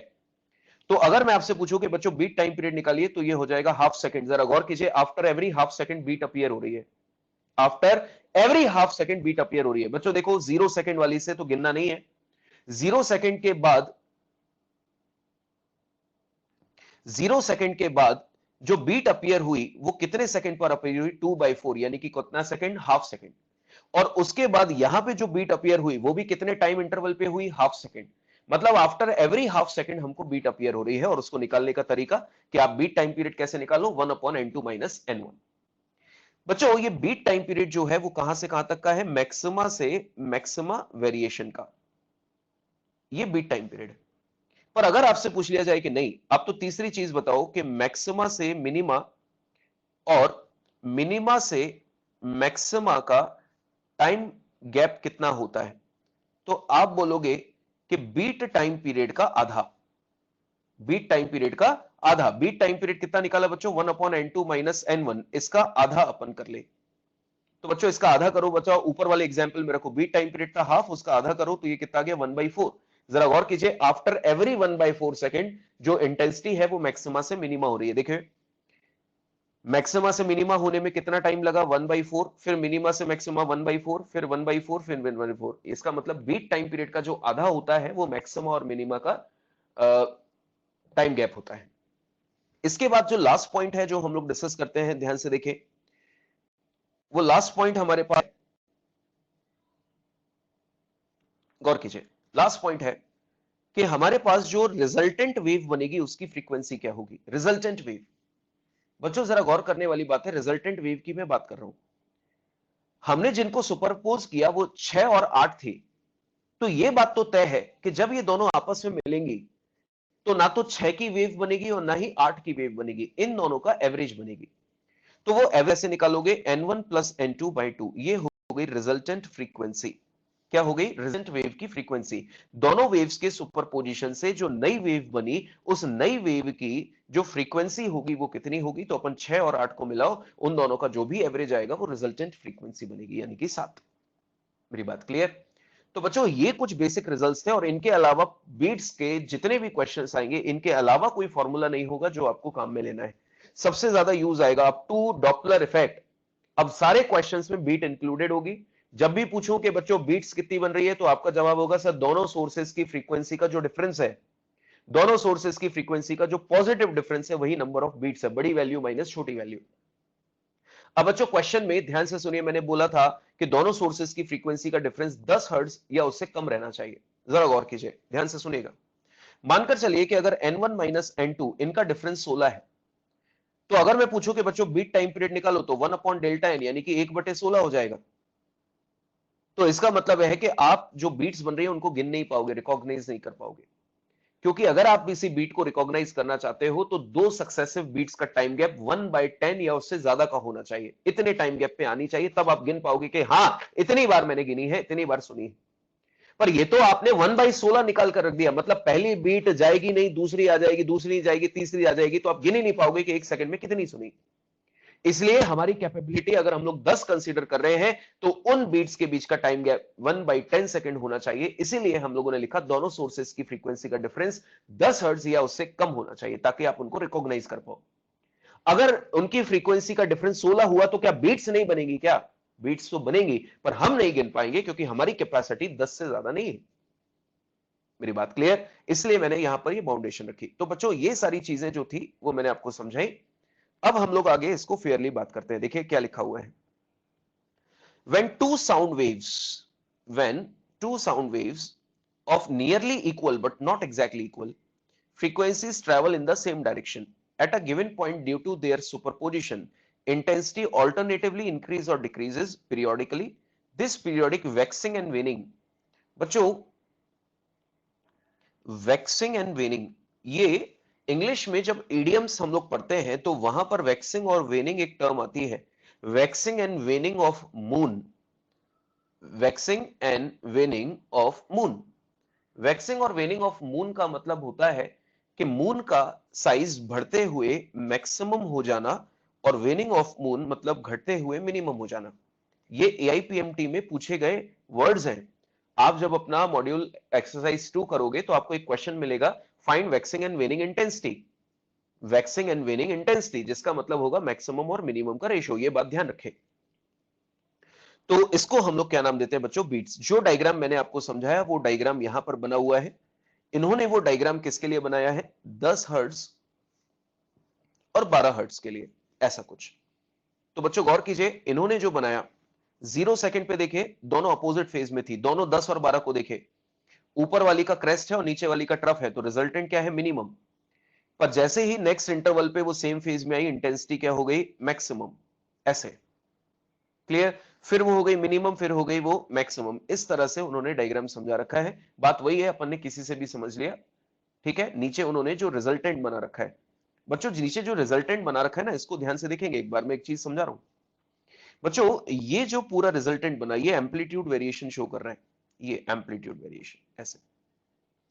इसको अपन नाम देते हैं पूरे को वेव एनवेलॉप। ये एनसीईआरटी की टर्म है, सिर्फ एक नाम रखा गया है, बहुत ज्यादा सीरियस नहीं लेना है इसको। इसको हम लोग क्या बोलेंगे, वेव एनवेलॉप। ये जो पूरा सेक्शन होता है यहां से यहां तक, इसको अपन नाम देते हैं वेव एनवेलप। हालांकि ये काम की चीज नहीं है, पर एनसीईआरटी में जब ये डायग्राम बना हुआ है बीट्स का, तो वहां पे उन्होंने लिख रखा है, तो कंफ्यूजन ना हो इसलिए मैंने बता दिया कि it combinedly known as wave envelope. अब बच्चों, यहां पर इसका मैथमेटिकल एनालिसिस, जो चीजें मैंने आपको वहां समझाई, उसका डेरिवेशन यहां है। आई थिंक हमको डेरिवेशन की जरूरत नहीं है, अपन डायरेक्टली इसको समझ चुके हैं। बच्चों गौर कीजिए, पहली इक्वेशन, ये वेव की इक्वेशन लिखी है a sin ओमेगा 1t और a sin ओमेगा 2t। बच्चों इस बार kx हटा दिया। मैंने kx क्यों हटा दिया? क्योंकि इस बार अपन पोजीशन चेंज नहीं कर रहे, एक ही पोजीशन पर फ्रीक्वेंसी अलग होने की वजह से नंबर ऑफ वेव्स अलग अलग बन रही है। एक ही जगह पे आप खड़े हो, अब दोनों सोर्सेस की फ्रीक्वेंसी अलग अलग है, जिसकी वजह से नंबर ऑफ वेव्स अलग अलग बन रही है, जिससे किसी टाइम इंस्टेंट पे वो सेम फेज में आ जाती है और किसी टाइम इंस्टेंट पे वो अपोजिट फेज में आ जाती है। तो एक ही जगह पर खड़े हुए आपको इंटेंसिटी मैक्सिमा और मिनिमा फ्लक्चुएट होती हुई दिखाई दे रही है। तो जगह चेंज नहीं हो रही, इसलिए एक्स को हटा दिया, के एक्स से के एक्स कैंसिल। अब बच्चों सुपरपोज करना है, तो देखिए सुपरपोज करने के लिए मैंने दोनों इक्वेशंस को आपस में जोड़ दिया, ये जोड़ दिया। तो बच्चों ये इक्वेशन जो है वो sine C plus sine D के फॉर्मूले से सॉल्व होती है। इसको अगर अपन लिखें तो क्या लिख सकते हैं? y बराबर a, ब्रैकेट में क्या लिख दो, sine omega T plus sine omega 2t। इसी को मैं क्या लिख सकता हूं? y बराबर a साइन ओमेगा 1 को क्या लिख सकते हैं? 2 पाई n1t, और इसको क्या लिख सकते हैं? 2 पाई n2t। अब वो डिपेंड करता है कि अपन डेरिवेशन कैसे करना चाहते हैं। बच्चों ये क्या लिखा है? साइन सी, और ये लिखा है साइन डी। तो sine C plus sine D का ट्रिग्नोमेट्रिकल आइडेंटिटी होता है 2 cos c minus D by 2 sine C plus D by 2। तो बच्चों जब आप इसको सॉल्व करोगे तो ये अपने पास फाइनल इक्वेशन ऑफ आएगी, किसकी? बीट्स की, रिजल्टेंट वेव की, जिसमें ये जो होगा वो क्या होगा? Frequency of resultant wave.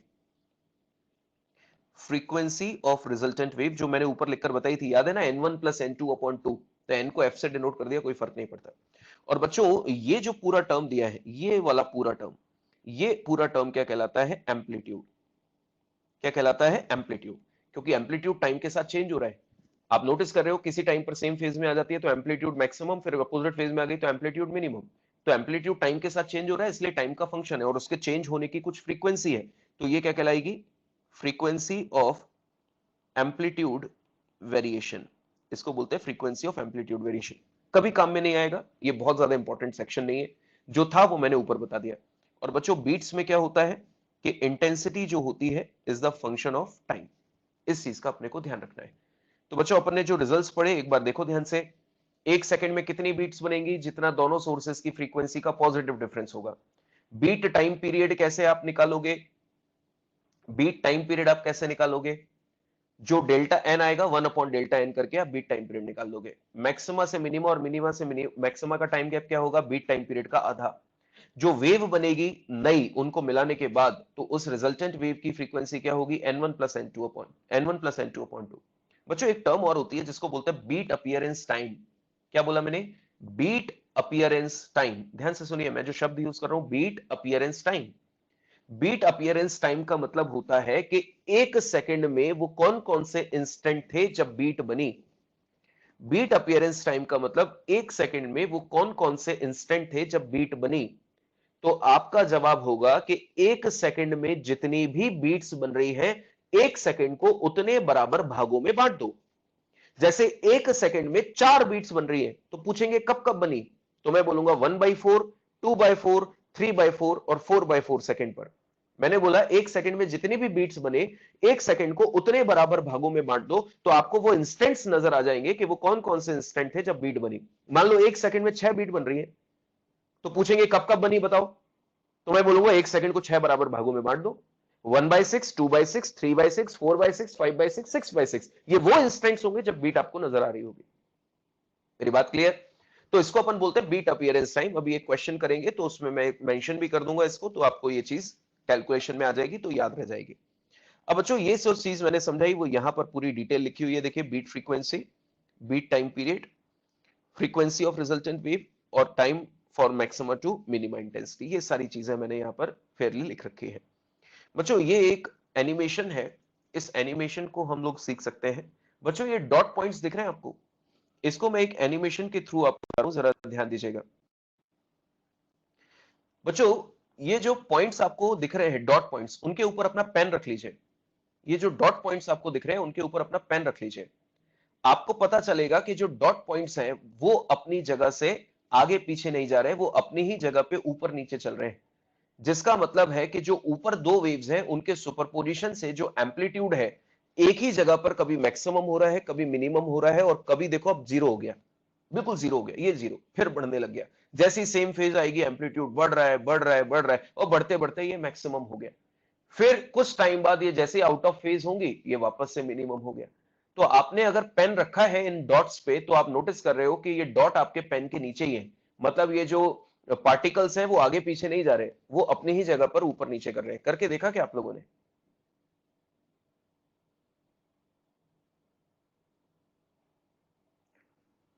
है ना? तो एक ही जगह पर खड़े हो आप, आई मीन जो पार्टिकल है वो एक ही जगह पर ऊपर नीचे कर रहे हैं, मतलब एम्पलीट्यूड एक ही जगह पर कम ज्यादा हो रहा है। तो देखो ये है मिनिमा, इस समय देखो ये मिनिमा, मिनिमा से फिर हो गया मैक्सिमा उसी जगह पर, और फिर उसके बाद क्या हो गया थोड़ी देर बाद मिनिमा। ये वेरिएशन जो होता है उसको अपन क्या बोलते हैं? बीट। क्लियर? बिल्कुल। तो बच्चों ये चीज हम लोगों ने जो डिस्कस किया, अब आगे बढ़ते हैं अपने नेक्स्ट पॉइंट पर, इसका क्वेश्चन। बच्चों इस क्वेश्चन को आप सॉल्व करके बताएं, और मैं कुछ और चीजें ऐड कर देता हूं। Two sound waves, Y1 and Y2, produce beat phenomena, then find beat frequency, time taken to complete 5 beats, frequency of resultant wave, time interval during which intensity becomes maximum to minimum, ratio of maximum to minimum intensity, और आपको फिर last में निकालना है beat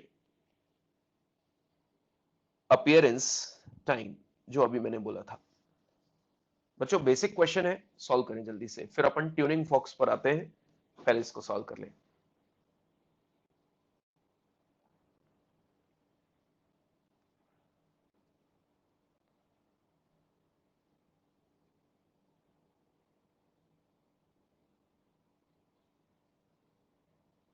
complete कर लें सब, फिर एक साथ डिस्कस करेंगे अपन।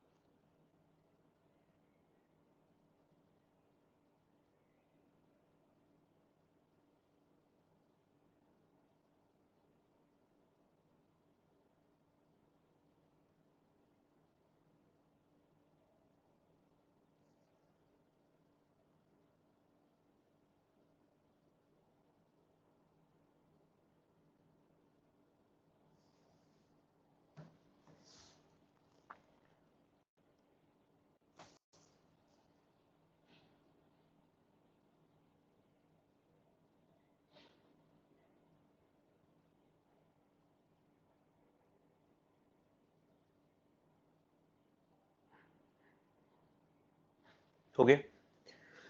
चलिए डिस्कस करते हैं बच्चों, इसको ध्यान से देखें। सबसे पहले दोनों इक्वेशंस में एंगुलर फ्रीक्वेंसी ढूंढिए। बच्चों ओमेगा वन सॉल्यूशन हम लोग ढूंढ रहे हैं। सबसे पहले ओमेगा वन देखें तो वो कितना है? 596 पाई। ठीक है, अगर मैं इसको 2 पाई n1 से इक्वेट कर दूं तो ये हो गया 596 पाई। तो n1 की वैल्यू कितनी हो गई? 298 हर्ट्ज। ये तो हो गया पहले सोर्स की फ्रीक्वेंसी। और इसी तरह से ओमेगा टू दूसरे में देखो तो वो है 604 पाई। तो 2 पाई n2 इज इक्वल टू 604 पाई। तो n2 की वैल्यू यहां से कितनी हो गई? 302 हर्ट्ज। ये हो गया n2 की वैल्यू। ठीक है बच्चों, अब अपन क्या कर रहे हैं? सबसे पहले बीट फ्रीक्वेंसी निकालनी है। तो पहला question, beat frequency delta n, क्या करते हैं? बड़ी वैल्यू में से छोटी वैल्यू को घटाते हैं। तो क्या बन गया? 4 बीट्स पर सेकंड। बच्चों इसको बोलते हैं बीट फ्रीक्वेंसी। एक सेकंड में कितनी बीट्स बनती है उसको बोलते हैं बीट फ्रीक्वेंसी। ठीक है, नोन एज बीट फ्रीक्वेंसी। बच्चों इसके बाद अपन निकालते हैं बीट टाइम पीरियड। क्या निकाल रहे हैं? Beat time period. तो बच्चों beat time period, T T B से इसको डिनोट कर देते हैं, beat time period which is equal to 1 upon delta n. तो ये हो जाएगा 1/4 सेकेंड। मतलब कि एक बीट को बनने में 1/4 सेकेंड लग रहा है। तो बच्चों एक बीट को बनने में 1/4 सेकेंड लगते हैं, तो बताइए 5 बीट को बनने में कितना समय लगेगा? 5/4 सेकेंड। क्वेश्चन में लिखा है time taken to complete 5 beats. इसके बाद बच्चों अपने से पूछा है फ्रीक्वेंसी ऑफ रिजल्टेंट वेव। तो n1 प्लस n2 अपॉन 2, तो 298 और 302, 600 अपॉन 2, ये कितना हो जाएगा? 300 हर्ट्ज। Very good. इसके बाद चौथे क्वेश्चन में पूछा है time interval for maximum to minimum. बच्चों मैक्सिमा से मिनिमा इंटेंसिटी होने का टाइम गैप हमको पूछा है। तो क्या सीखा हमने? बीट टाइम पीरियड का हाफ। बीट टाइम पीरियड था 1/4, उसका हाफ कर दो तो ये हो जाएगा 1/8 सेकेंड, जैसा आप लोग आंसर दे रहे हो। गुड। उसके बाद पूछा है बीट अपीयरेंस टाइम। मैं सिक्स्थ को पहले कर रहा हूं बच्चों। बीट अपीयरेंस टाइम,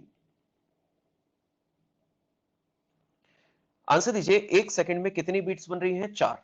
तो एक सेकंड को 4 बराबर भागों में बांट दो, तो कब कब होगी? 1/4 सेकंड, 2/4 सेकंड, 3/4 सेकंड और 4/4 सेकंड। ये वो इंस्टेंट्स होंगे जब बीट बन रही है। 1/4, 2/4, 3/4 एंड 4/4। और फिफ्थ क्वेश्चन था मैक्सिमम टू मिनिमम इंटेंसिटी। तो अच्छो आंसर दो। आई मैक्सिमम अपॉन आई मिनिमम का रेशियो हमसे पूछा है। तो बच्चों आई मैक्सिमम और आई मिनिमम, इसको क्या लिख सकता हूं मैं? A1 प्लस A2, और दूसरे वाले को क्या लिखूंगा? A1 minus A2। तो ये हो जाएगा A1 माइनस A2 का होल स्क्वायर। अब बच्चों गौर कीजिए, A1 प्लस A2, एक है 0.5, दूसरा है 0.3, और ये 0.5 माइनस 0.3 इसका होल स्क्वायर। तो बच्चों यहां पर अगर आप देखें तो ऊपर 0.8, नीचे 0.2 का होल स्क्वायर, तो आंसर कितना आ जाएगा? 16:1, मैक्सिमम टू मिनिमम का रेशियो।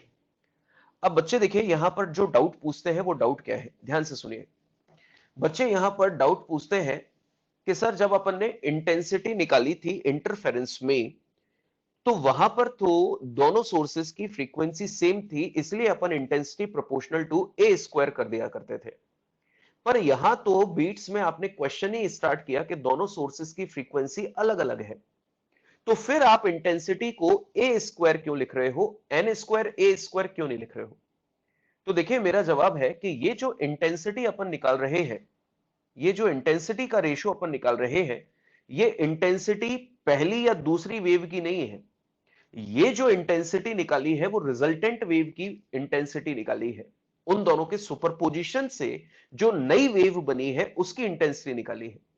और जो नई वेव आपने निकाली है रिजल्टेंट वेव, उसकी फ्रीक्वेंसी फिक्स है, दैट इज 300 हर्ट्ज। ये रही उसकी फ्रीक्वेंसी फिक्स है, सिर्फ उसका एम्पलीट्यूड टाइम के साथ बदल रहा है, जैसा मैंने एनिमेशन में दिखाया। फ्रीक्वेंसी फिक्स है। तो ध्यान रखिए ये जो इंटेंसिटी है वो रिजल्टेंट वेव की इंटेंसिटी है जिसकी फ्रीक्वेंसी फिक्स है, सिर्फ उसका एम्पलीट्यूड चेंज हो रहा है। That's why here intensity proportional to A square. और सेकंड वाले क्वेश्चन में मैंने सिर्फ बीट टाइम पीरियड बताया और यूनिटरी मेथड लगाया कि एक बीट को बनने में 1/4 सेकंड लगते हैं, तो 5 बीट्स को बनने में कितना लगेगा? 5/4 सेकंड। ठीक है, चलिए नेक्स्ट पॉइंट पर बात करते हैं। बेटा आगे बात करेंगे डॉपलर में। डॉपलर में अपन फ्रीक्वेंसी देखते हैं और यहां पे अपन इंटेंसिटी देखते हैं। ठीक है बेटा, नेक्स्ट क्लास आपकी शिफ्ट हो गई है ना? नेक्स्ट क्लास आपकी 11 बजे ही है, मतलब 11:15 बजे है, तो वो शिफ्ट हो गई है, don't worry. Next point, next question जो हम लोग डिस्कस कर रहे हैं बच्चों, वो ट्यूनिंग फॉर्क पर बेस्ड है। मैं सबसे पहले आपको क्लियर कर दूं कि एग्जैक्टली ट्यूनिंग फॉर्क क्या होता है, उसके बाद उसके क्वेश्चंस बनाएंगे। बच्चों ट्यूनिंग फॉर्क के क्वेश्चंस जितने भी होंगे वो सभी की सभी आपके लॉजिकल बेस्ड होंगे।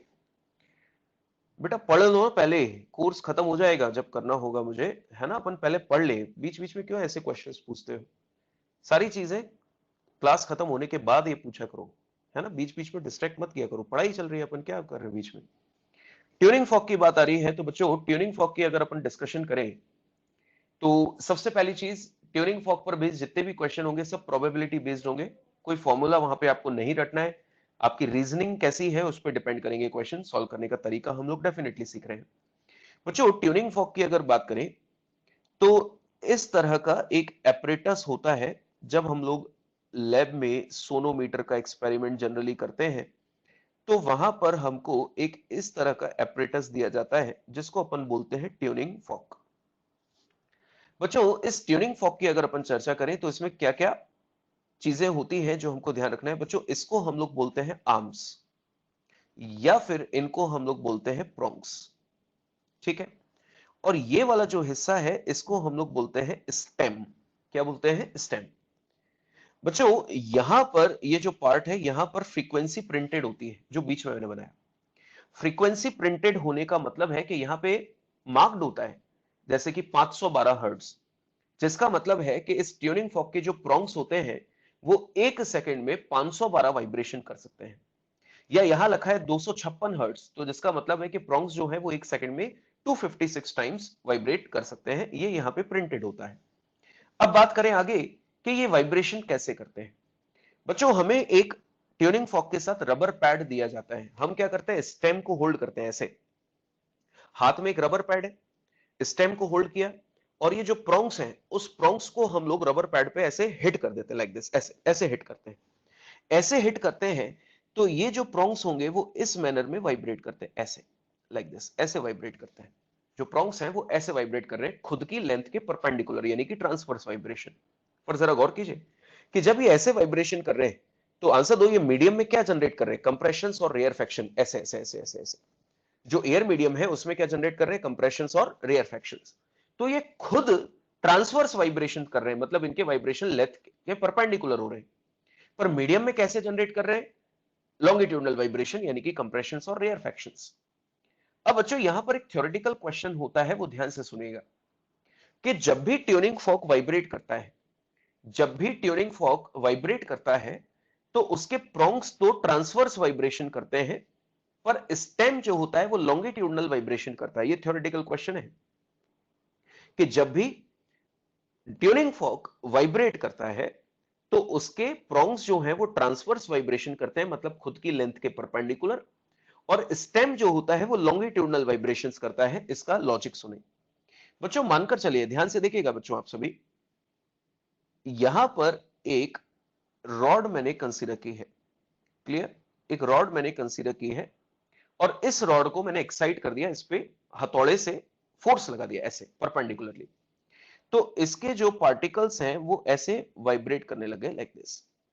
ऐसे पार्टिकल्स जो हैं वो वाइब्रेट करने लगे। सुन रहे हैं आप सभी? ऐसे वाइब्रेट कर रहे हैं, बहुत सारे पार्टिकल कर रहे होंगे, पर मुझे जिनसे काम है मैंने उन्हीं को मार्क किया। अब बच्चों ये जो ट्यूब ऐसी है बिल्कुल स्ट्रेट, मेरी तरफ देखें, इस ट्यूब को अपन यू शेप में मोड़ दे, ऐसे यू शेप में। तो बच्चों बीच वाला हिस्सा तो वही रहेगा जहां अभी है, पर जब आप इसको यू शेप में मोड़ दोगे तो कॉर्नर वाले हिस्से जो होंगे वो आपको ऐसे साइड वाइज दिखाई देंगे।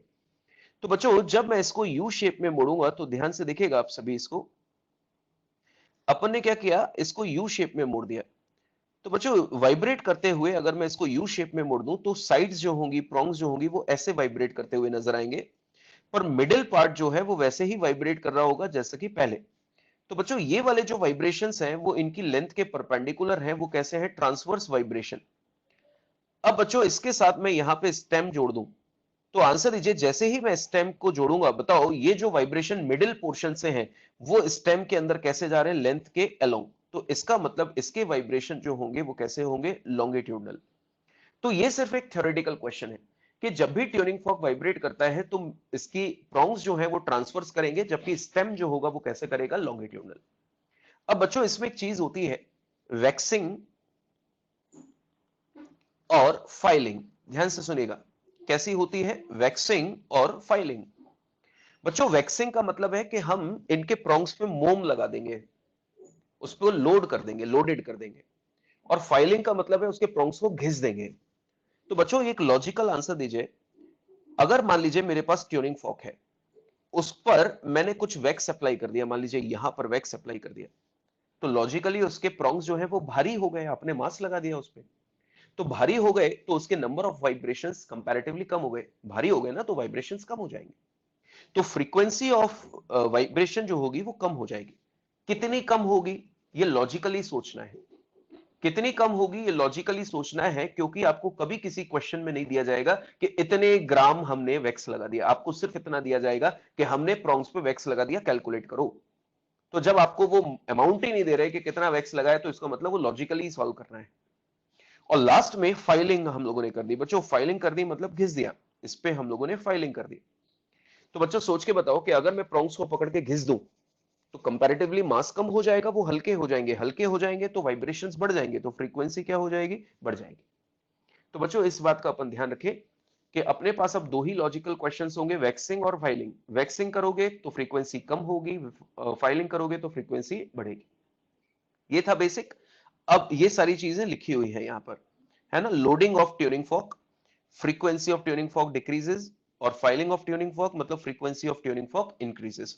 बाद में क्या चीज लिखी है वो मैं क्वेश्चन के साथ आपको एक्सप्लेन करूंगा। ये बच्चों लॉजिकल क्वेश्चन है, हो सकता है कि ये आपको बहुत अच्छे से आते हो। अगर आपको आते हैं तो आप डेफिनेटली इसको ट्राई कीजिए, अदरवाइज फिर मैं इसको एक्सप्लेन करूंगा। लिखा है an unknown tuning fork produce 8 beats with a tuning of frequency 250 hertz and 12 beats with a tuning fork of frequency 270 hertz. Find frequency of unknown tuning fork. Solve करें।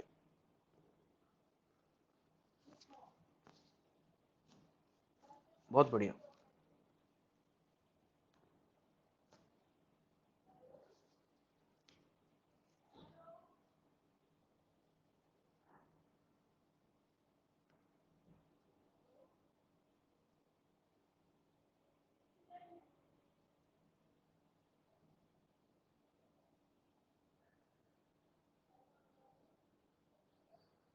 बेटा जो पहले वैक्सिंग और वेनिंग लिखवाई थी वो टर्म अलग है, उसका मतलब है कि मैक्सिमम और मिनिमम। यहां जो वैक्सिंग है उसका मतलब है अपन मोम लगा रहे हैं, वैक्स लगा रहे हैं, ठीक है। वो दोनों वैक्सिंग वर्ड अलग अलग माने।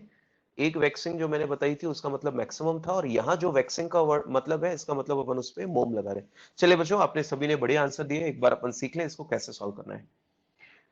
एक अननोन ट्यूनिंग फॉर्क है, मानकर चलिए बच्चों ए जो है उसकी फ्रीक्वेंसी है 250 हर्ट्ज, और ट्यूनिंग फॉर्क जो बी है उसकी फ्रीक्वेंसी है 270 हर्ट्ज। क्लियर। अब क्वेश्चन में हमसे बोला जा रहा है कि एक अननोन ट्यूनिंग फॉर्क है, मान लो सी, वो ए के साथ कितनी बीट्स दे रहा है, 8।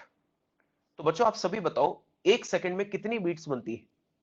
आपका जवाब होगा सर एक सेकंड में उतनी बीट्स बनती है जितना दोनों सोर्सेस की फ्रीक्वेंसी का डिफरेंस होता है। तो इसका मतलब यह हुआ कि जो सी ट्यूनिंग फॉर्क हम लोग सोच रहे हैं वो 8 बीट्स दे रहा है ए के साथ। देखना ध्यान से, 8 बीट्स देख रहा है किसके साथ, ए के साथ। तो या तो उसकी फ्रीक्वेंसी 242 होगी ताकि 250 के साथ 8 का गैप आ जाए, या फिर 258 होगी, तब भी ये पॉसिबिलिटी है। पर दोनों में से एक आंसर सिलेक्ट करना है, दोनों तो नहीं है, एक आंसर सिलेक्ट करना है। तो उन्होंने एक आंसर सिलेक्ट करने के लिए हमें दूसरी हिंट भी दी कि जो बी ट्यूनिंग फॉर्क है उसके साथ जब सी को वाइब्रेट करते हो तो ये आपस में 12 बीट्स पर सेकंड देते हैं। तो बच्चों 12 कब होगी, जब 270 से उसकी ज्यादा होगी 12 यानी कि 282, या होगी 12 कम यानी कि 258। बच्चों दोनों सेक्शंस में वो कौन सा ऑप्शन है जो कॉमन नजर आ रहा है, 258। तो बच्चों ये जो 258 है वो दोनों में कॉमन है, मतलब यही हमारा आंसर है। 258 वाला 250 के साथ 8 बीट दे सकता है और 270 के साथ 12 बीट दे सकता है, और यही मुझे चाहिए। पर अगर मैं 242 के साथ बात करूं तो बच्चों 242 जो है वो 250 वाले के साथ 8 तो दे देगा, पर 270 वाले के साथ 8 नहीं देगा। कितनी देगा, 28। तो ऑब्वियस सी बात है कि हमारा सही आंसर जो होगा वो 258 होगा। आप सबने बहुत अच्छा आंसर दिया, बहुत बढ़िया। बच्चों नेक्स्ट क्वेश्चन जो हम लोग सॉल्व कर रहे हैं वो ये है। चलिए इसको कर लीजिए, अब टाइम इनफ है नहीं तो हम लोग इसको कंटिन्यू नहीं कर पाएंगे, आप इसको ले लीजिए, ट्राई कर लीजिए, फिर अपन आंसर्स नेक्स्ट क्लास में डिस्कस करेंगे। Tuning fork 300 Hz produces 5 beats per second with another tuning fork. If known tuning fork is loaded with the wax, the number of beats decreases.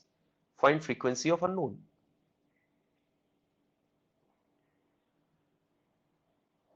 Find frequency of unknown.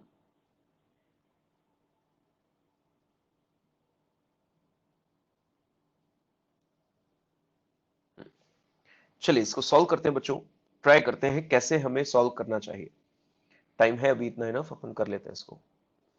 चलिए बच्चों, मानकर चलिए ए जो tuning fork है, clear, उसकी frequency है 300 hertz और question में लिखा हुआ है कि एक अननोन ट्यूनिंग फॉर्क के साथ ये कितनी बीट्स दे रहा है, 5। तो बच्चों जो अननोन ट्यूनिंग फॉर्क है उसको अपन बोल देते हैं बी।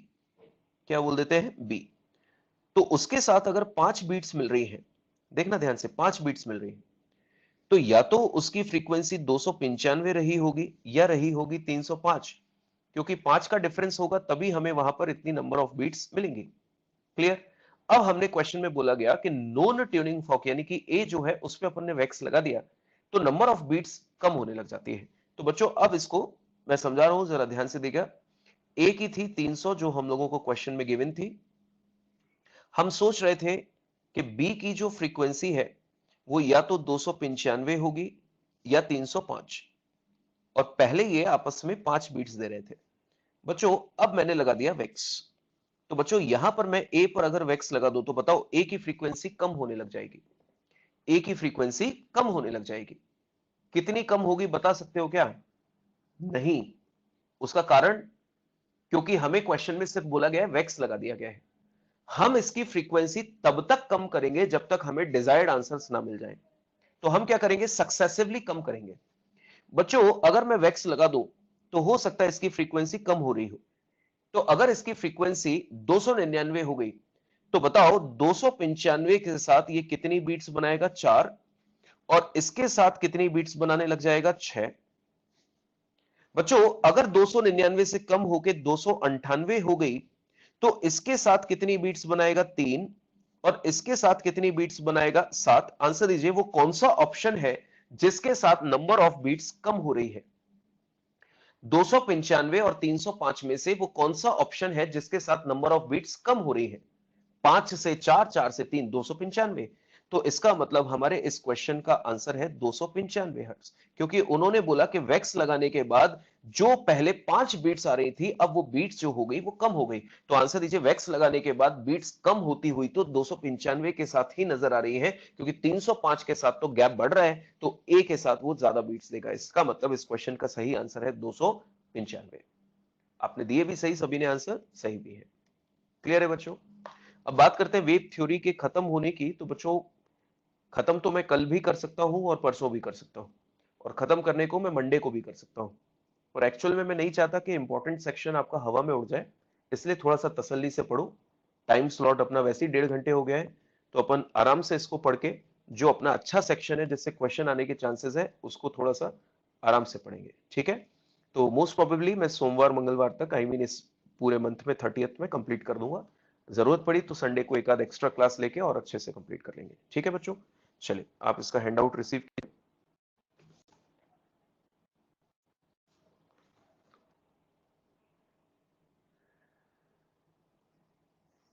हाँ बेटा, मैं सारी चीजें अपलोड कर दूंगा। अभी आप पहले एक बार हैंड आउट ले लीजिए ताकि एक बार नोट्स आपके पास पहुंच जाए।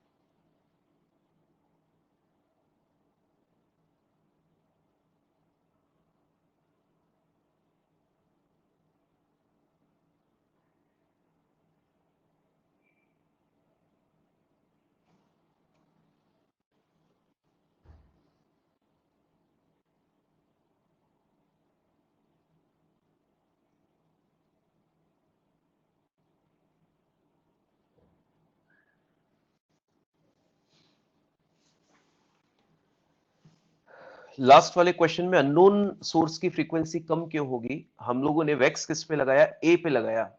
तो फ्रीक्वेंसी किसकी कम करनी चाहिए? ए की। ठीक है? और 295 इसलिए सिलेक्ट किया क्योंकि क्वेश्चन में बोला गया कि ए पर अगर वैक्स लगा दोगे तो नंबर ऑफ बीट्स जो होगी वो कम होने लग जाएगी। ए पर अगर वैक्स लगाओगे तो नंबर ऑफ बीट्स जो होंगी वो कम होने लग जाएंगी। अब नंबर ऑफ बीट्स किसके साथ कम होती हुई नजर आ रही है? 295 के साथ, 4, 3, जबकि 305 वाले के साथ नंबर ऑफ बीट्स बढ़ रही है। ठीक है? तो इस बात का ध्यान रखें।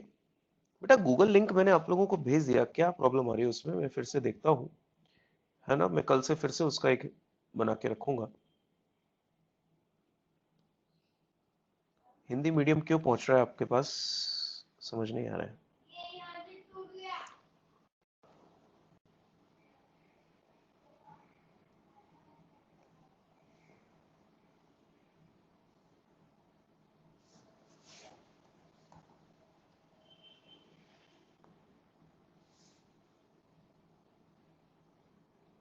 इसको कॉपी करो आप लोग सभी, जो मैंने भेजी है, इसको कॉपी करें आप सभी।